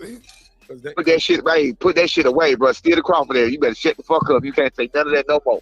And I fuck with Bill. You can't say none of that no more. Saying, I didn't hear people saying Canelo era or none of that. Like even though people were saying it was, but Crawford coined that phrase Crawford era, and then right. Yeah, now you gotta put that shit away. Yeah. I think I was saying that. Ain't area. So did who takes the most loss for this? Who takes the biggest brunt of this loss for the team Haney? Keep in mind, we're going to be giving Ryan Garcia his credit all the way through. I got a survey in the chat. Question for the panel. We can get to that after this because I'm not going to forget it because it's in the chat. The question in the chat is what's next for Haney? So if you are watching on Instagram, you're watching on Twitter, make sure you make your way over to YouTube. On the way in, smash the like button. The like button in this vertical view is in the top right-hand corner. There's 3 dots. Click those 3 dots. Click the like button. That's the biggest way you can support the show. You also can go to hit the Cash App, or if you want to send a super chat, we accept those donations as well. Thank you for keeping the lights on. Go to martinash.com, or you can click the link in the description block and go to martinash.com and go to my sites and cop some of the merch and support the show that way. Let's had to take a little pause for the cause, right? All right, my boy. Okay, let me get back real quick. My boy who said, my boy who I was just talking about, who said it wasn't done for him and whatever too. Also, another thing is you saying that you like to see the rematch. You think you come back and learn from it, and generally, typically, it ends up worse when you get beat like that and you come back for a rematch. It usually ends earlier, just like with Roy and Tarver. Yeah, you know what I'm saying. Usually, it What usually you ends up mean? worse. He made it the third fight. He made it all 12 rounds. Cut it out. Okay. All right. You're right. That's true. What I'm saying is this would be his greatest arc in his career. Like he could go stay, I'm from the stay at 147 and defend my titles. Yeah, but they're gonna be like, yeah, nigga, you didn't fight Ryan. Though. I'm about to say 147. What the? I mean, I'm tripping my bad. I'm just saying. I'm thinking about Boots, but So at this fight, so does he need to drop the belt and fight Ryan, or does he need to fight Sandor Martin, win that fight, and then fight Ryan? Me personally, he better stay with Ryan. The best arc for him is if he fight Ryan and beat Ryan. But he might need to go. But he would have to fight drop this the other belt, nigga. though. That's what I'm saying. Yeah, he might need to go fight this other nigga. And it ain't nothing in Ryan for it at this point. Like, why would Ryan have to fight him again for no belt? If I can fight you again, like, I need the belt. This time it's for the money. This time it's for the title. No. You know what I'm saying? No. What I just said was a fact, though. Like, it's nothing in Ryan to fight him again for no title. Oh, yeah. I didn't miss the first part. Man. I just wanted to give a shout out to your Clippers because you need to go grab them and shave that German mustache off. Nigga got a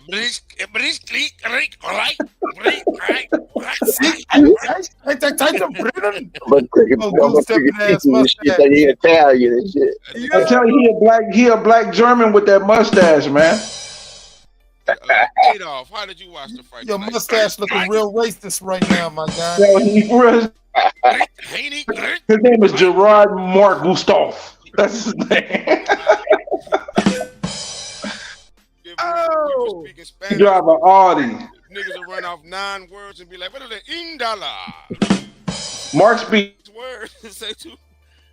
Go. Roast the host. I love it. Let's go. Nigga said, Adolf, how did you score the fight?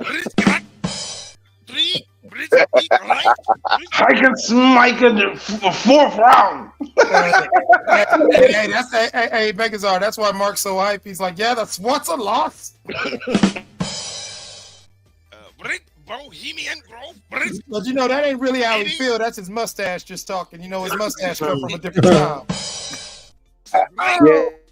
Diddy, Puffy, Sean Combs, right? Boo.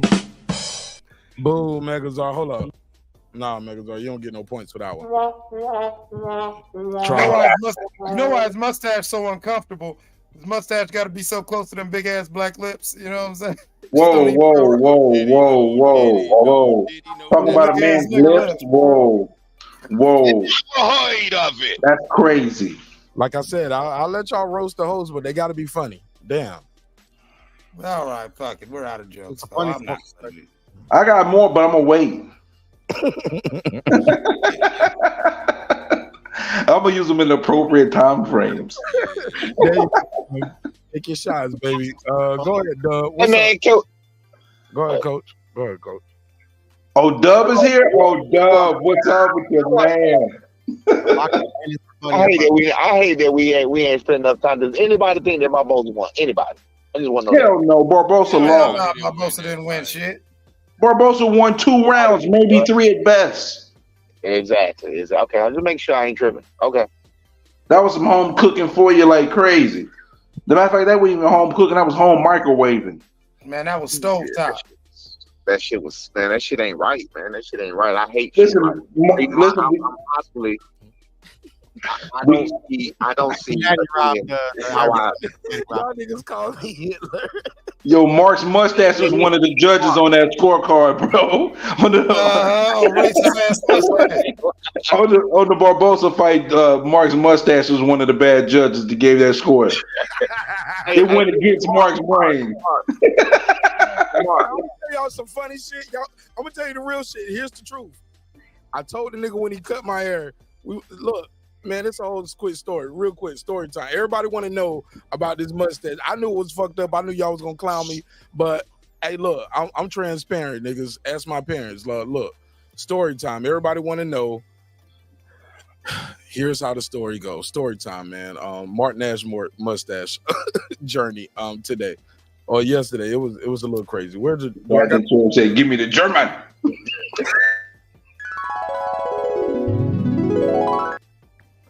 All right, so I sit down, I pull up at the barbershop, I'm chilling, just got some new beat in one of the whips, so I'm testing out the speakers. Shout out to Brandon. He was telling me about get that knob, man. Make sure you get that knob so that motherfucking trunk can rattle, blah, blah, blah.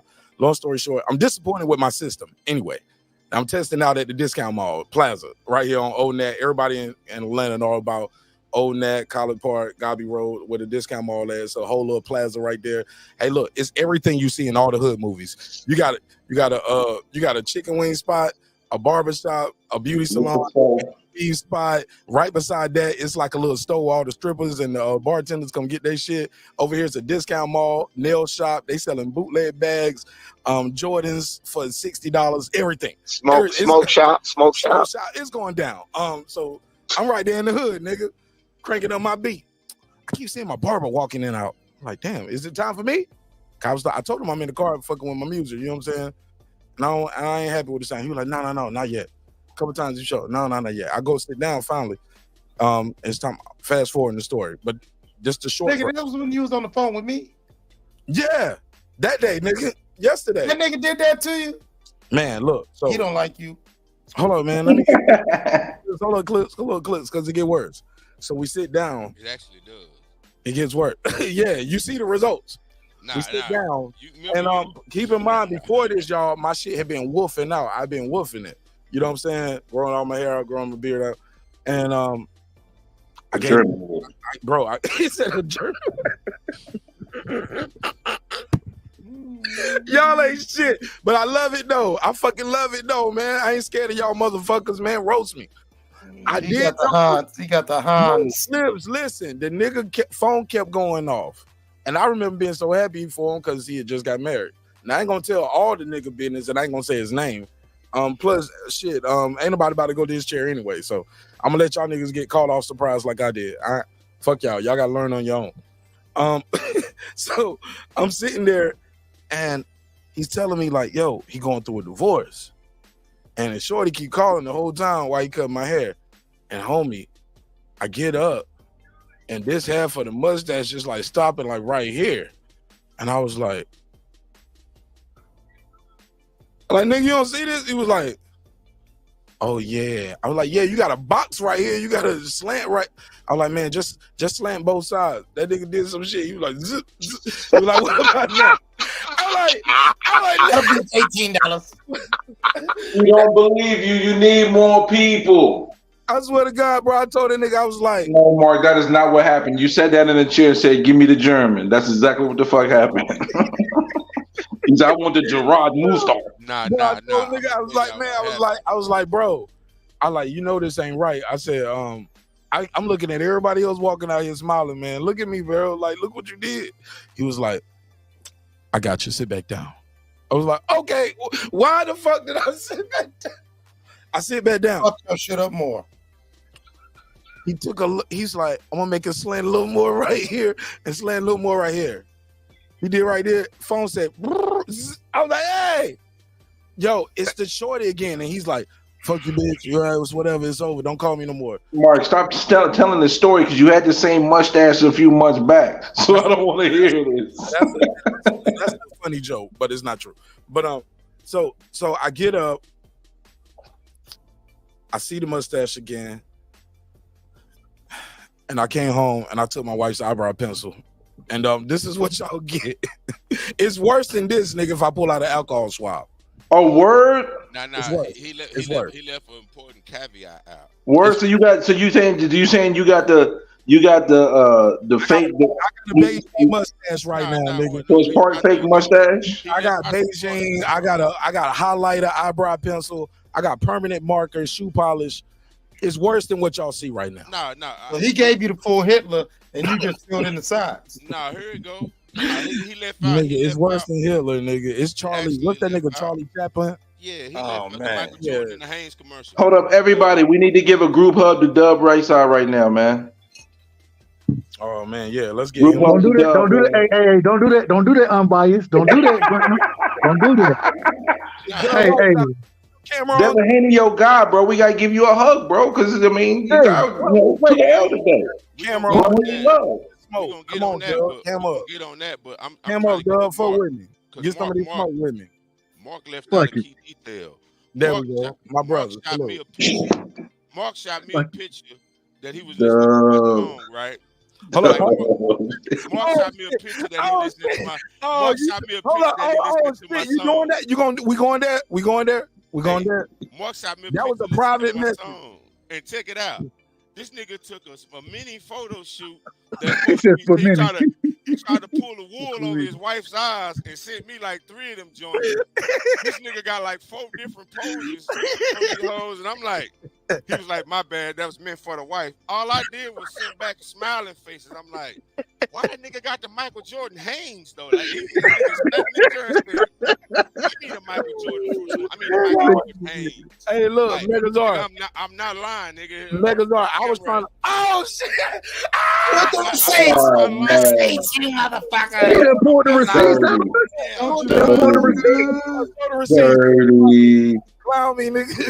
Shit, got 3 different poses and shit. Like, oh my god, I'm just blocking you right now from my phone. I'll never take you. Yeah, like he got scrunched up faces. Like, he actually like he talking to me.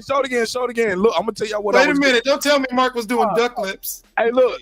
Hey, look. I was trying to find an angle and a picture in the world where this mustache looks cute. I was like, okay, maybe I should do the against the meme ball. Okay, see his face, little bite. Hey, look. Then I went whole sitcom smile on him. Yeah, I was trying. Yeah, I tried every look I could do. Yeah, but Megazord, thank you for embarrassing me. Worse than I ever been embarrassed on the show before. I'm blocking you, dog. Don't ever call me for anything in life. You're not my friend. It never hurried up. Damn, Dub. You can't pull up on no panels talking about this Haney era, bro, to tank head. Hey, wait a minute. No. One thing that. Dub, you got to get this roast like I got to get the roast. Come on. Well, fuck it. I get my roast. I ain't got no problem with it. I ain't got no problem whatsoever getting it. No, Dub, you know where your roast is coming. Hold on, unbiased. Nigga, y'all gonna let me get my shit off. Y'all finna let me get my shit off now. Garcia, I don't want to hear none of that shit. I'm muting him. Go ahead, Dub. You got the floor. I muted everybody except me and you. Go ahead. Devin got his ass whooped tonight. Devin got his ass whooped, and at the end of the day, man, I didn't see this shit happening nearly the way it happened. But I'm gonna be honest about this shit. The nigga got his ass whooped, and so any I don't know what you want from me. I'm just gonna be honest about. I watched that man when he got hurt in the first round. The man whole game plan changed, and shit, fuck the game plan. That man went into survival mode to some degree. He started to box to, get it off, but. That initial lick is what really got it going. And so at the end of the day, man, all I can do is give Ryan credit and say, hey, I got to go back and listen because I want to hear what Bill was saying in the corner, but I don't know what you want from me. The man, Dub, I know what I want you to do. Hold on, man. Hold on, man. Calm down. Go ahead, bro. Calm down. Simmer down, bro. I know you excited. I know you excited to talk shit. I ain't got no problem with it. All I'm saying is, I don't know what you want from me. I'm gonna be honest about it. And Devin, he got hands put on him tonight. He got embarrassed. I don't even know what the fuck. I don't. The footwork wasn't there. The ring IQ wasn't there. I don't know what you want from me. That man struggled in the fight. He got embarrassed in the fight, and I was very disappointed. But at the end of the day, hey, it's boxing, and once he got clipped. It was over for him. It was over for him, in my opinion. So, hey, I ain't got no problem with you telling me that I can't. I'm pulling up everywhere. I ain't running. I don't run from y'all niggas. I know you don't. I just got to mess with you a little bit. I pick Haney too, so it ain't no big thing. I'm eating crow too. But the fact of the matter is that you was part of the. You was running the show, bro. You was holding Haney down, and bro, that man can't take no punch. And I'm still rock with Devin. I'm still rock with him. As you should. But the man can't take no real punch, though, bro. I thought he would be able to take a real punch at 140. He can't. Nah, man. That left hook at Ryan Garcia ain't no myth. That's why Tank Davis avoided it all night. You know what I'm saying? Now, Mark, I gotta say this. One of the things that pissed me off is that we understood that that's what he wanted to do. As fans, we understood the left hook had to be what you handicapped him of, and with you being from that quote unquote Mayweather school of boxing, this is what I'm expecting from you. I didn't see it. And so another thing we didn't expect was Ryan to blow weight by almost 4 pounds. Don't use that. Don't use that. Hold on, but I agree. Though, dog, I didn't expect that.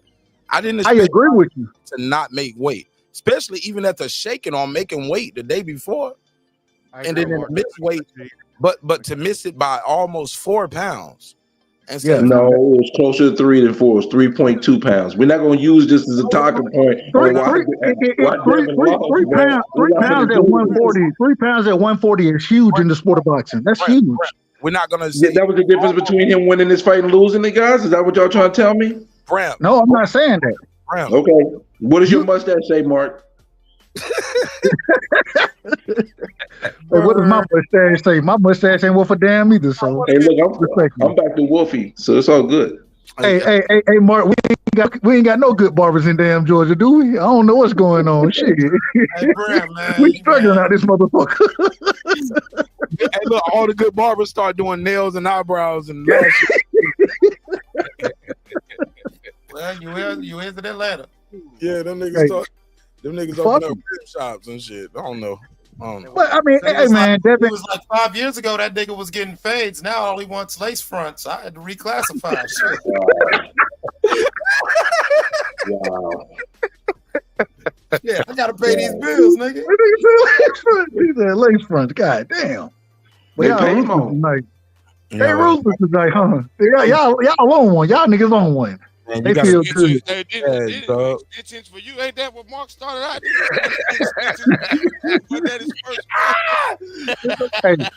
Hey, look, you see this hairline right here? I done had a 5 head my whole life, so I be scared to let the barber cut my shit anyway, because they might push my shit.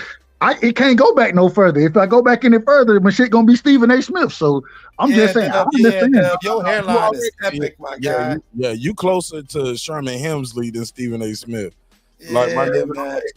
It looked like you bald, but like it's just a real thick ass shag. It's just like it's overgrown. Bro, I done had a 5 head since the 3rd grade when K-Mac was cutting my hair. Y'all don't know about K-Mac, but K-Mac, he was the worst barber in Warner Robin, Georgia. The worst barber.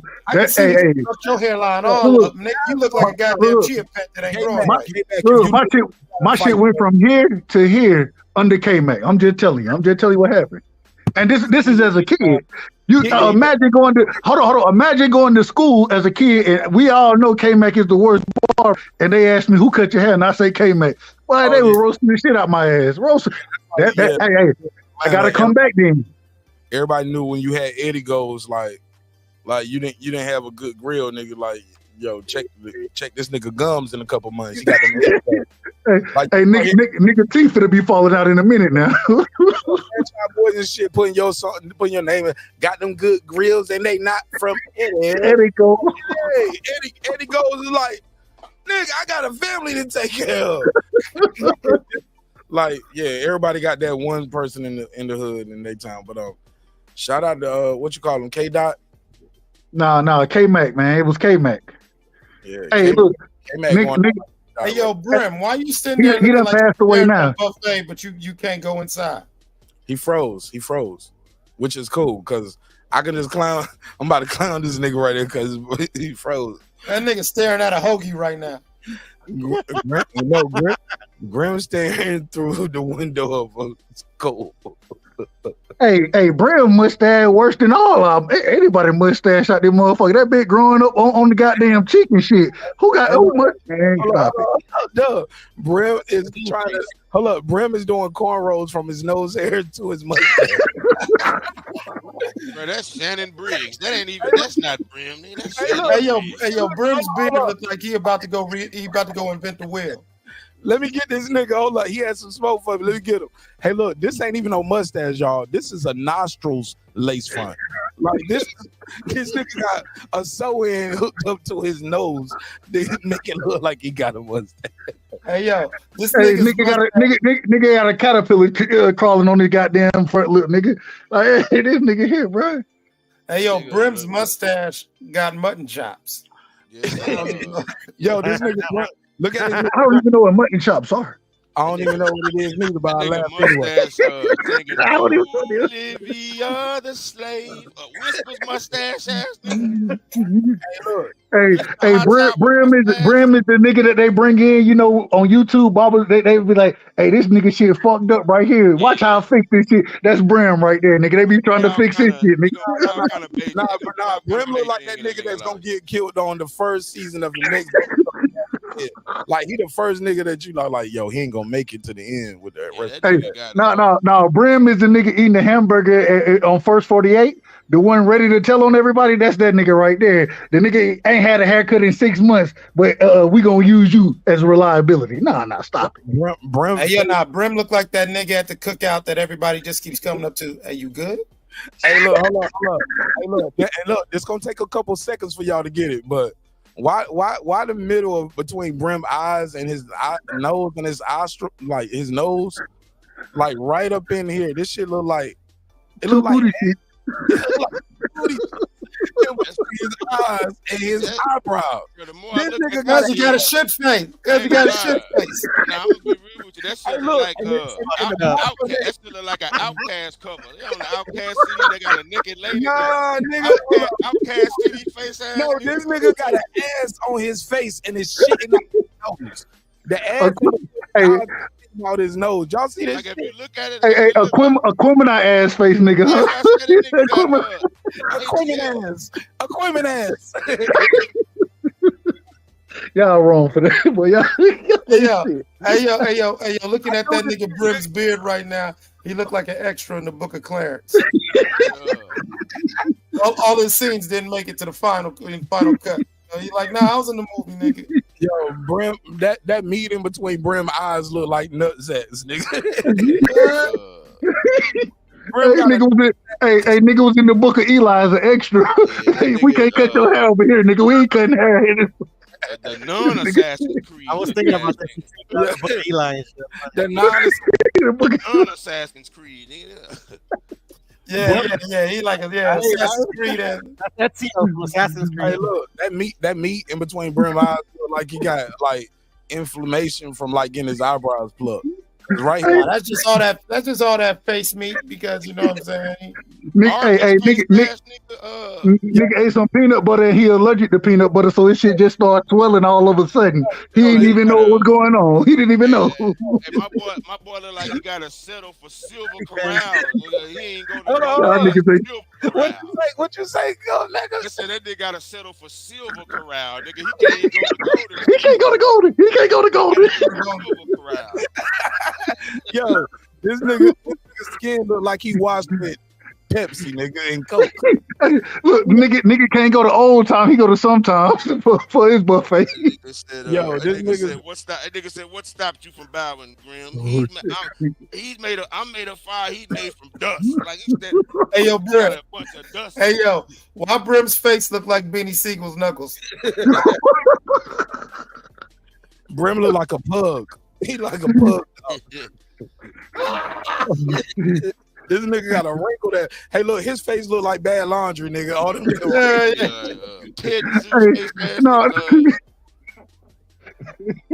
wow, boy.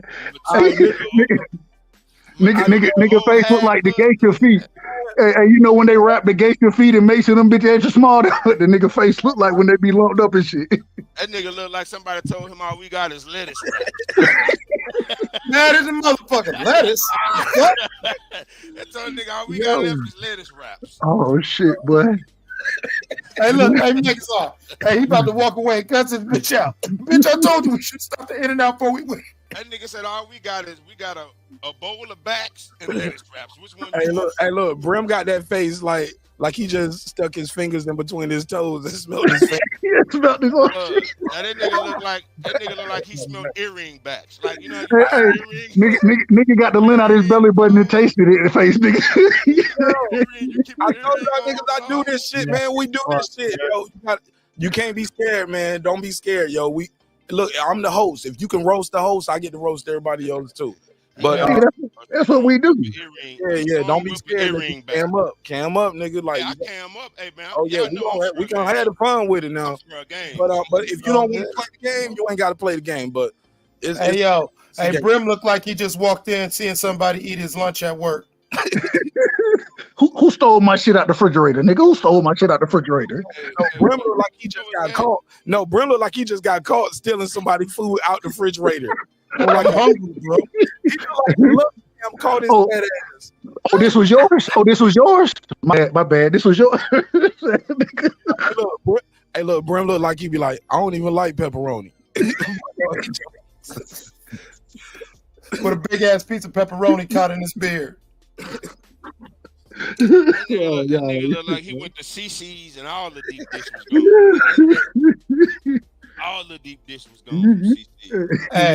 Hey, man. Hey, that nigga look like that nigga. Like he went to McDonald's and they told that nigga the ice cream. Hey man, the ice cream machine still down, man. That's the ice cream face. It's still down, man. Y'all need to meme this shit. This the one, yo. This the one. Oh, y'all ain't shit. That nigga went to Jack in the Box and they say, man, the shake machine still down, man. Oreo cookie shake tonight. Hey, nah. Hey, check it out. Hey, now put Brim back up. Put Brim back up on the screen real quick. Hold on. Oh, he left. He coming back though. He gonna come back. Brim had that face like the motherfucker. He just pulled up the Popeyes and they said we're all out of chicken. They ain't got no more chicken sandwiches. You mean they first got? Hey, his niggas, he was the one hit the nigga with the broom. He hit the niggas at the drive-through with the broom, nigga, when they didn't have the Popeye sandwiches available. Nigga. Hey, look, when I told niggas to make this shit, that nigga Brim clicked right off. He said, I'm out. He said, I ain't out of there. It's too late, Brim. It's here forever. It's on YouTube. It's here forever. Shit, man. I ain't taking it down. Hey, man, let's segue to something, man. I want to roast rubber now. Go ahead, Clips. I'm sorry. That was fun. We had to pause for the calls. All right. Let's get back to some good old-fashioned boxing talk. But that was fun. Oh, shit. I was getting on something that's not boxing. I was going to talk. Like, what about this? Well, we're going to stay on boxing. We can stay on boxing. No, what's on your mind? I'm sorry. I'm over-talking. Let me mute my mic. I'm out of order. Hey, you know, I stay out of order, so I say that respectfully. Said what? Huh? I stay out of order. Hey, look, and Doug, and I fuck with you, dog. You know what I'm saying? Like, I don't hold that shit no kind of way. You know what I'm saying? We don't. I appreciate it. You know, hey, I fuck with you, man. You the family. You know what I'm saying? You the family. I fuck with both of y'all, but I'll be the first to say that shit was funny, Doug. You got an argument with yourself, and it cuss Mark out about it. He said, "No, man, I'm saying, huh? What? Fuck you." Anyway, Mark, you a bitch ass nigga. I ain't saying bitch, and I ain't saying you're a bitch ass nigga. I'm just saying you kind of remind me of you. You are a whole ass nigga. And then I try to make it make sense. I don't even know. Then I try to make it make sense. My God, demented. That's what I am. I admit it. I'm demented than a motherfucker. You ain't demented, just goddamn drunk. You need to dry out. That's what needs to happen. We've all been there at one time. You know what I'm saying? Give it a week, just 1 week. Just try it out. See how it feels. Man, hey, look, and I kept the episode up, man. But I think I took it down because I ain't want Doug a little bad. But Doug was like, man, fuck that shit, nigga. We were having fun. We cool. Put the video up. You know what I'm saying? But it shows conflict resolution. But Doug, my brother, man. I love Doug, man. I got a lot of love for him. We might fight. I appreciate you, Mark. You know what it is. Yeah, man. We ain't gonna do all that crazy shit. You know what I'm saying? But nah, man. Hey, so can we talk about Drake using the Snoop and Tupac AI? Hilarious. I got an angle on it. And I'll keep mine real short because I want to open the panel up to everybody. I like it. I thought it was witty, funny, creative, but a part of me has a problem with it. And I got this when I had a deep dive about this conversation with my brother Toga. Y'all see Toga in the original intro. He's the original co-host of the show. I started talking too much about boxing, and they was like, "Nigga, I don't like that shit. That shit fixed you." You're like, nigga, you're a grown man and still watch wrestling. You my brother, I love you, Mark, but you watch wrestling, nigga. You don't have WWE, you got WBC. You get what I'm saying? And I was like, nigga, fuck you. You act like a bitch. I'm like, fuck that. I hit him with the Derrick James drop. Let me hit him with it. Hey, let me stop that shit. That's some dumb shit. Yeah, I was like, hey, That's some dumb shit. In a nutshell, he was like, he said, I don't want them to be pushing the AI of our culture and our rap, because then where does the real MC come from? If we can just get anybody to type some lyrics, and for you know it, you got a fake ass Tupac concert out there doing hologram music. You get what I'm saying? They doing Tupac's greatest hits, but they gonna mix it in with some Drake disses and shit like that, or a feature with Taylor Swift.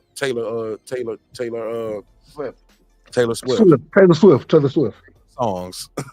Taylor Swift would be out there doing songs with the Tupac hologram, or Eazy-E, Biggie, and Tupac all going on tour, and they're gonna do their all their. Now, some of people Tupac on a song with Little Nas X. Right, Then you start going there. It's like, who can buy the image, name, and likeness? You know what I'm saying? And now we don't need a Megazord, we don't need a Clips, you don't need a Mark Nash, you don't need a Drake, you know what I'm saying? The people that's in position, you'll stay there, but we don't need new talent and art. No, we'll just recycle what we got. Even with dead artists, we can't. We're gonna make this a thing where a guy can write a verse for a dead artist, a live artist who can speak for itself. I'm gonna use the AI. Also, it's already been some problems with people don't know what's a real Kendrick reply or not, because it's replies from Kendrick and AI is doing a lot of them. Fans are doing them. Like, what's going to be real, what's going to be fake. So I think we skating down a slippery slope without approval of the AI Drake diss. But I digress there. Who wants to reply? Mega, you reply.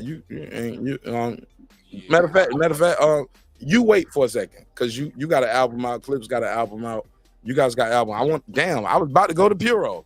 Fuck. I want to hear from somebody. Y'all niggas, I am AI. Damn, like look, in all my greatness of like trying to facilitate, like, you got an album out, you got an album out. Let me hear from somebody who don't make music. Puro. Let's go to you first. And you're Mexican. Like, what do you think about this? Puro's like, I'm out of here. God damn. He left because he's AI. That wasn't even really Puro, man. What the hell is going on? Dub, you tell me, what do you think of that before we go to the... Man, AI, and it's crazy because I got a whole different perspective on AI, but AI, I'm going to speak on it strictly as far as music goes. Once again, I agree with you. Man, when you're able to go and utilize these, I don't even know how to even describe this shit anymore. And the knowledge that these computers and whatever AI have, the knowledge that they have and the ability that they have, shit, I don't even know what I'm getting from the artists anymore. One of the things that we loved about artists is the first thing is the human interaction that they bring as far as us being able to relate to them. The second thing is that the originality, right? When you have something like AI that has that ability to go and create the way it's creating right now, and then for it to be able to model itself after certain individual, those type of things, my God, at what point do we lose our own creativity as human beings? That's what's going to end up happening, because we're no longer going to have to be creative, because we can go utilize the computer system to be creative. And I think a lot of it just we lose the human element. One of the most important things, especially when it comes to the rap game, that's one of the things the people that you rock with. The reason you rock with them a lot of times is because you can relate to what they're talking about. That's one of the things. Say it again. I don't know. Was that me? I don't know. But one of the reasons I rock with the artists I rock with is because I can relate to music. And so when you have AI creating it now,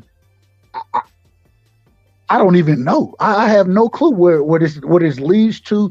And once again, like I say, I think it limits the creativity of humans, which that's what makes us special, is the creativity that we bring to the platform, and that's one of the things I love about artists. So, man, this gonna be an interesting situation. Go ahead, Megazord. What you think? You on clips? I just say the fact that fans are actually getting Kendrick Lamar's voice and making a rap, I just feel like, nigga, you got too much time on your hands to, like, how do you interject yourself in a culture when this culture is we waiting on the actual person to respond? And because niggas fiend for attention so much, I'm finna go and make a fake Kendrick Lamar diss. I think what Drake did was actually creative and it was funny as hell. That he used it, you know, it became such a subject, he actually capitalized on it, you know. But the fact remains that it's some corny shit to me that rap is in a place where there's no standard. The standard is so horrible that you could take a nigga's voice and rap your raps in his voice. Like that's what I told people, whenever you remove a standard for something, it becomes the Wild Wild West. So when you say, oh nah man, we just turning up the Sexy Red, I was like, you used to have to be good to make turn up music. Now you don't. You used to, it used to be a standard, but when you if they remove the standard from NBA players, or you know what I'm saying, and anybody could become a star in the NBA, it devalues the product. So to me, AI is like getting a nigga voice. Like I heard a nigga say, I think it's cool because you can put people on tracks together. Like you could put Biggie on a song with Lil Durk. I said, nigga, I never want that to happen because that would have never happened in real life. And then the thing, you're not getting Biggie. That's a voice. And somebody went in there and record. That's not Biggie. So it ain't nothing about that shit cool. You want to hear Biggie, nigga, listen to the old shit. Don't literally resurrect the nigga's voice with your rhymes. That shit just corny to me.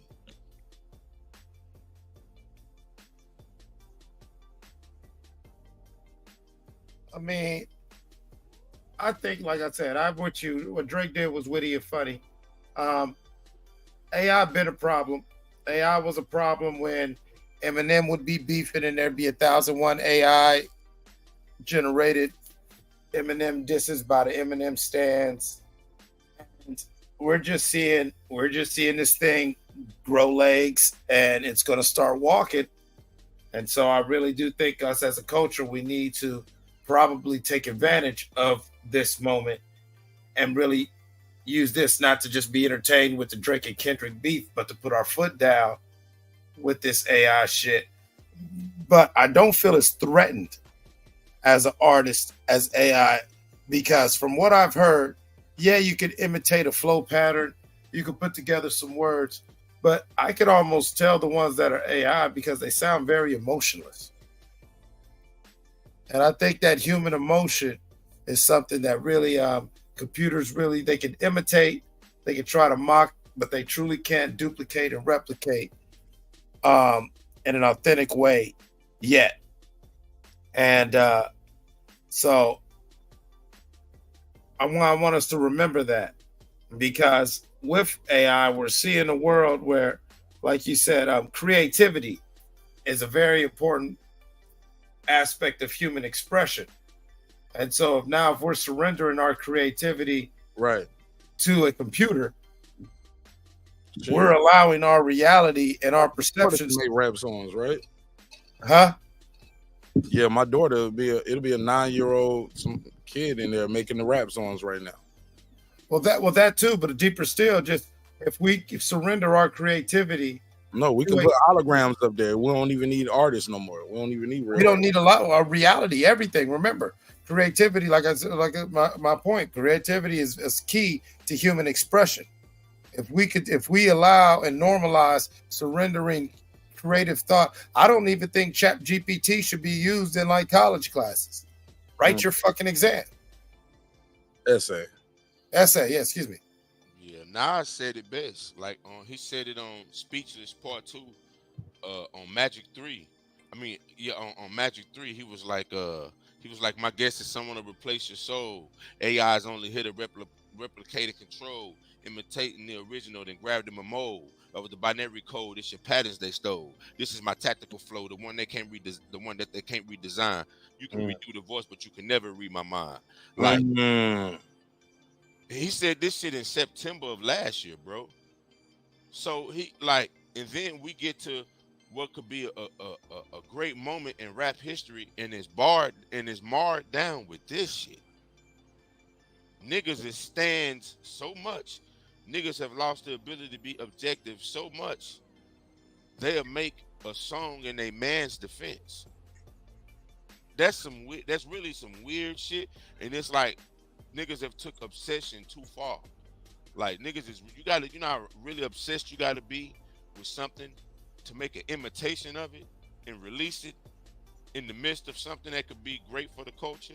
I just think niggas' lameness done finally caught up to them, and they so blinded by attention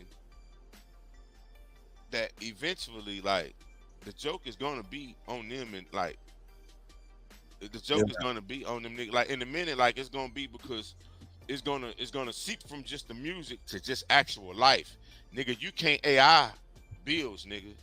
Like you can't, like, you know what I'm saying? Like no, but they don't have to do that no more. We can get storytellers, good writers to write the raps, feed them to the AI, and get those people to write verses for Tupac, Big Pun.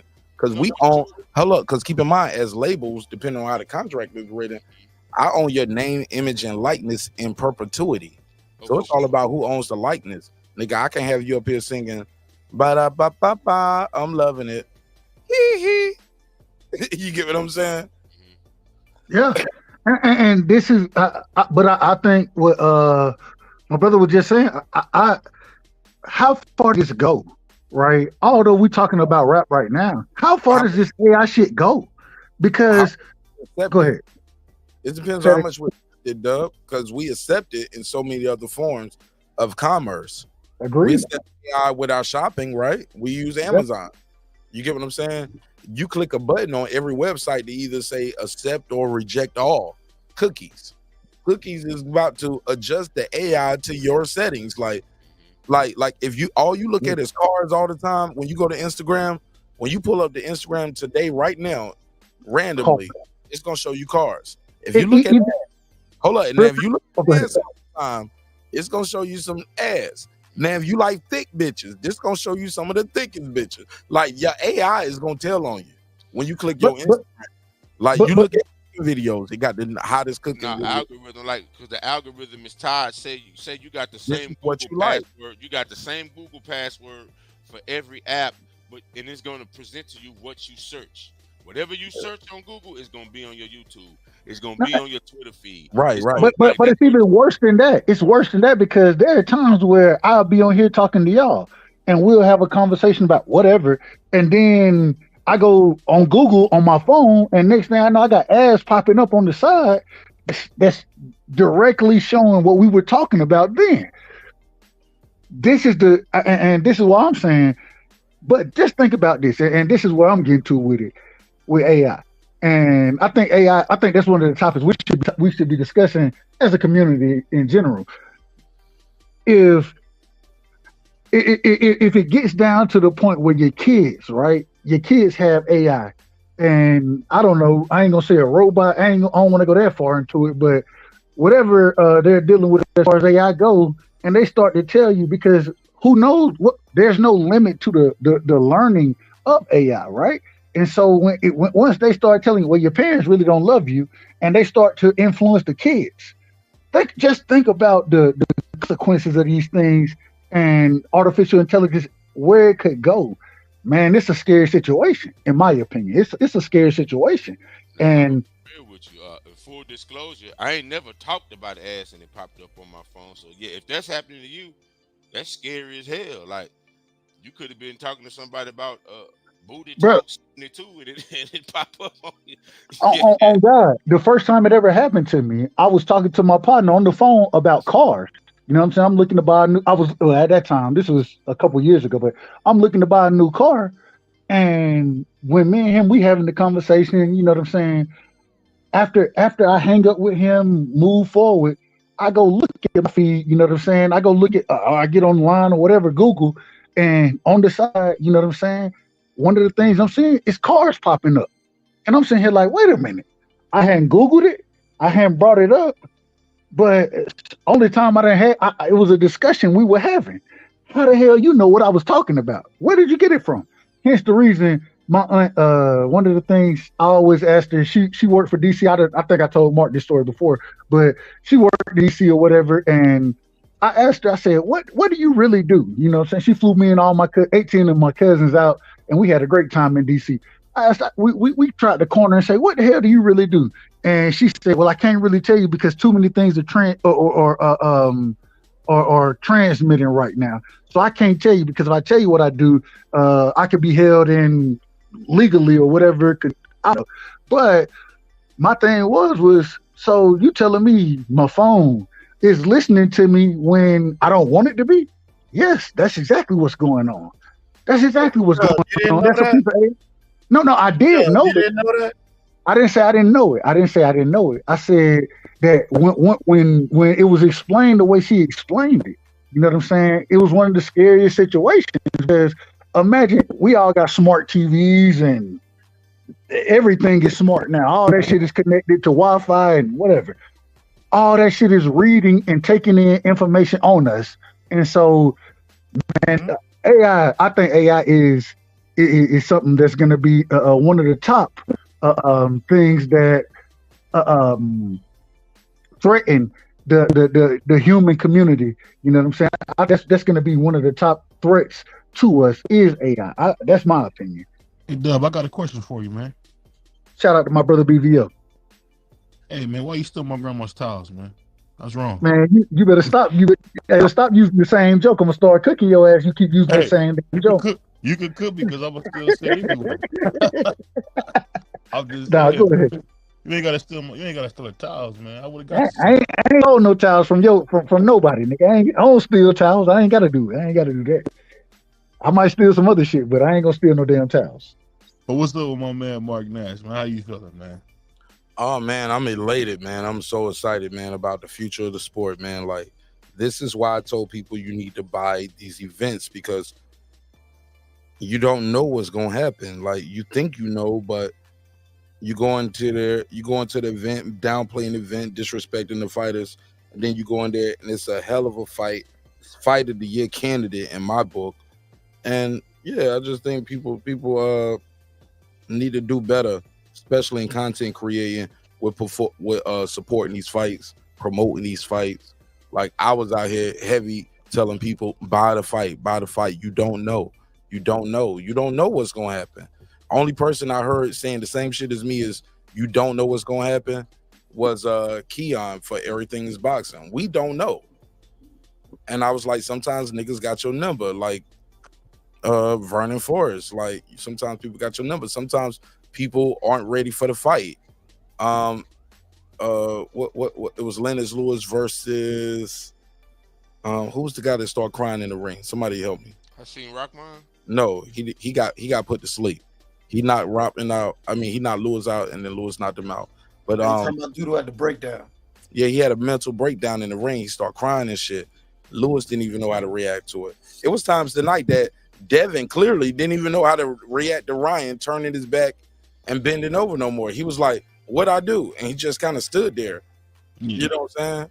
He just stood there instead of stepping over. Okay, well, let me step over and punch you here on the side of your head. You don't turn it over here. Let me step over. Like Clips was saying, he didn't step over. I thought the lack of. Oh, go ahead, Mark. My bad.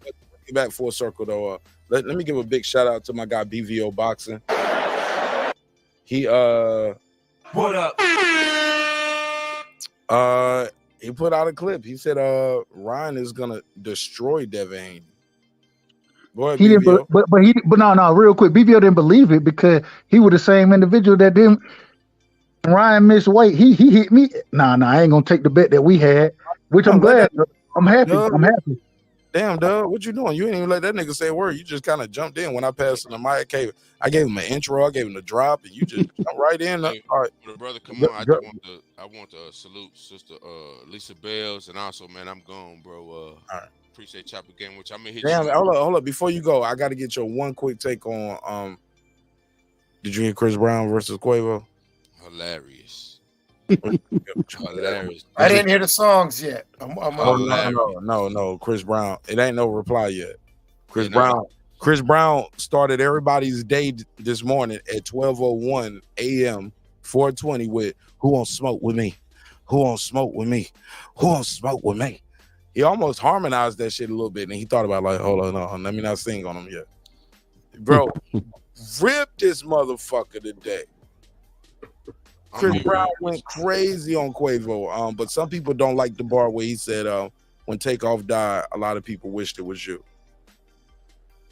Yeah, that was true though. Clips, with all due respect, I haven't heard it yet. So. Yeah, but that's true. Yeah, but what you think, Megazar? Before I let you go, hilarious, bro. I'm gonna be real with you. Chris Brown actually giving us what we wanted to hear from. You know what I'm saying, from Drake and them, like it's got vitriol in it, like it's some true disdain and dislike in it. You know what I'm saying? and your rap group. And I'm gonna be real with you. And your rap group, nigga. He said, bro, he dissed everybody. Even, I mean, he paid a little homage to Tate, but he definitely dissed Offset. Nah, he definitely he's actually bringing that disrespectful, like, you know what I'm saying. So, hey man, he getting it off, and Chris Brown. I seen that nigga play in online in the tournament. Any nigga that's bow-legged and pigeon-toed and that fast, like he a wild boy. Like he definitely want whatever come with it. Like he want whatever come with it. So, hey man, I respect the energy. I respect the energy. Yeah, and even with that clip of him calling them out in the basketball game, you could tell it was something behind it. It wasn't just no regular call out.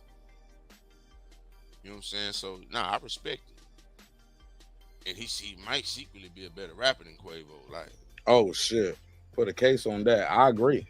You know what I'm saying? Like, or got better, or he got bigger bags so he can get better writers. It don't, like, when it comes to rapping a nigga like Quavo, it really don't matter because there you go. You know, I'm just saying, if that's the case, Quavo better shit. Chris Brown known for 40 track albums and shit. Like, he ain't known for rapping. Oh yeah, right. He going yeah. So it's like, yeah, if he go get a writer and he out rap you, that's still on you, Quavo. That's still on you. Yeah, you got one job to do, rap. Yeah. Chris Brown's gonna do R&B, pop, sex songs. Yeah. You're gonna do some reggaeton in that bitch. Yeah. And then he can and the album got 40 songs. He might dish you on 5 of them, nigga. That's an EP. Yeah, like it's like, man, my thing is see, when there's no standard of rap, when you let anybody rap, nigga, Chris Brown can come in and out rap you, cause nigga, the nigga who's not good as a rapper is the standard. Yeah, you gotta still deliver though. Yeah, so gotta be able to deliver. You know what I'm saying? And Chris Brown can deliver, dog. It ain't like hey bro, it ain't Miley Cyrus rapping, dog. You know what I'm saying? Let's keep it a buck. Bro, any nigga that could dance as good as Chris Brown, he can catch a rhythm. He can catch a beat. You know what I'm saying? That's all Cardi B and all them doing is doing reference tracks going in there. You know what I'm saying? Like somebody holding their hand and walking them step by step on how to rap on this shit. Do the same for Chris Brown. But Chris Brown had a extremely decent verse on the shit with Busta Rhymes on the "Look at Me Now" shit. Oh, he got off. He got off. So yeah, I'm speaking of that, I'm finna sign off. Good chopping game with y'all brothers, man. The shit was crazy tonight. Fireworks. Yes, man, we gonna do a whole episode and deep dive on these disses, bro. We gotta do that. We gotta do that ASAP, bro. We gotta because that one you and I did, and like I did one sidebar before I let him go. Megazar was on me and Megazar, we was recording the episode, like a mobile episode, and something didn't work with the audio. It was trying to click on to the car stereo, but I had random people walking around me, jumping in our conversation. and they was getting in on it, and Megazord can attest to that. This shit is a hot topic, and it was it was random chicks, and they was beautiful women. And Megazord, I can send you the IG because they do follow me back now. Took her a couple of days, but she did follow me back. But bad this motherfucker. I was like, God damn! I was like, that was you at the Dollar General. Yes. Hey, look, I was like, that was you at the Dollar General. Yeah, this is Dollar General. Hey, send me those pictures. Yeah, man. Not the ones. You're beautiful. Yeah, not the ones of my haircut. Yeah. Fuck you, man. The Get off my Jordan phone. Haynes. All right, man. I love you too, bro. Get out of here, man. All right, brother. Yeah, fuck you. What is that? Hey, man. Nigga hating that shit, man. Nigga hating on my German mustache. But all right, BVO, what's up, man? What you got for me, dog? You got some crow? I was wrong, BVO. What's next for King Ra, man? You want to see him versus Teofimo Lopez? You want the Tank Davis rematch? Does he need to do the Devin Haney rematch? Matias, what's next for King Ra? Oh, I think he need to go up to as closer to his natural weight at welterweight. I mean, I think him and Devin both, man, they both really don't need to be at 140. They both kind of been welterweights from the beginning. So I think the cool thing about it, though, Ryan really shows you that, people can still be tricked. People feel like they can't be tricked, but still everybody went for the banana in the tailpipe. And, I don't know if anybody ever seen a movie back in the day called Boys in the Hood. They had to carry him like they did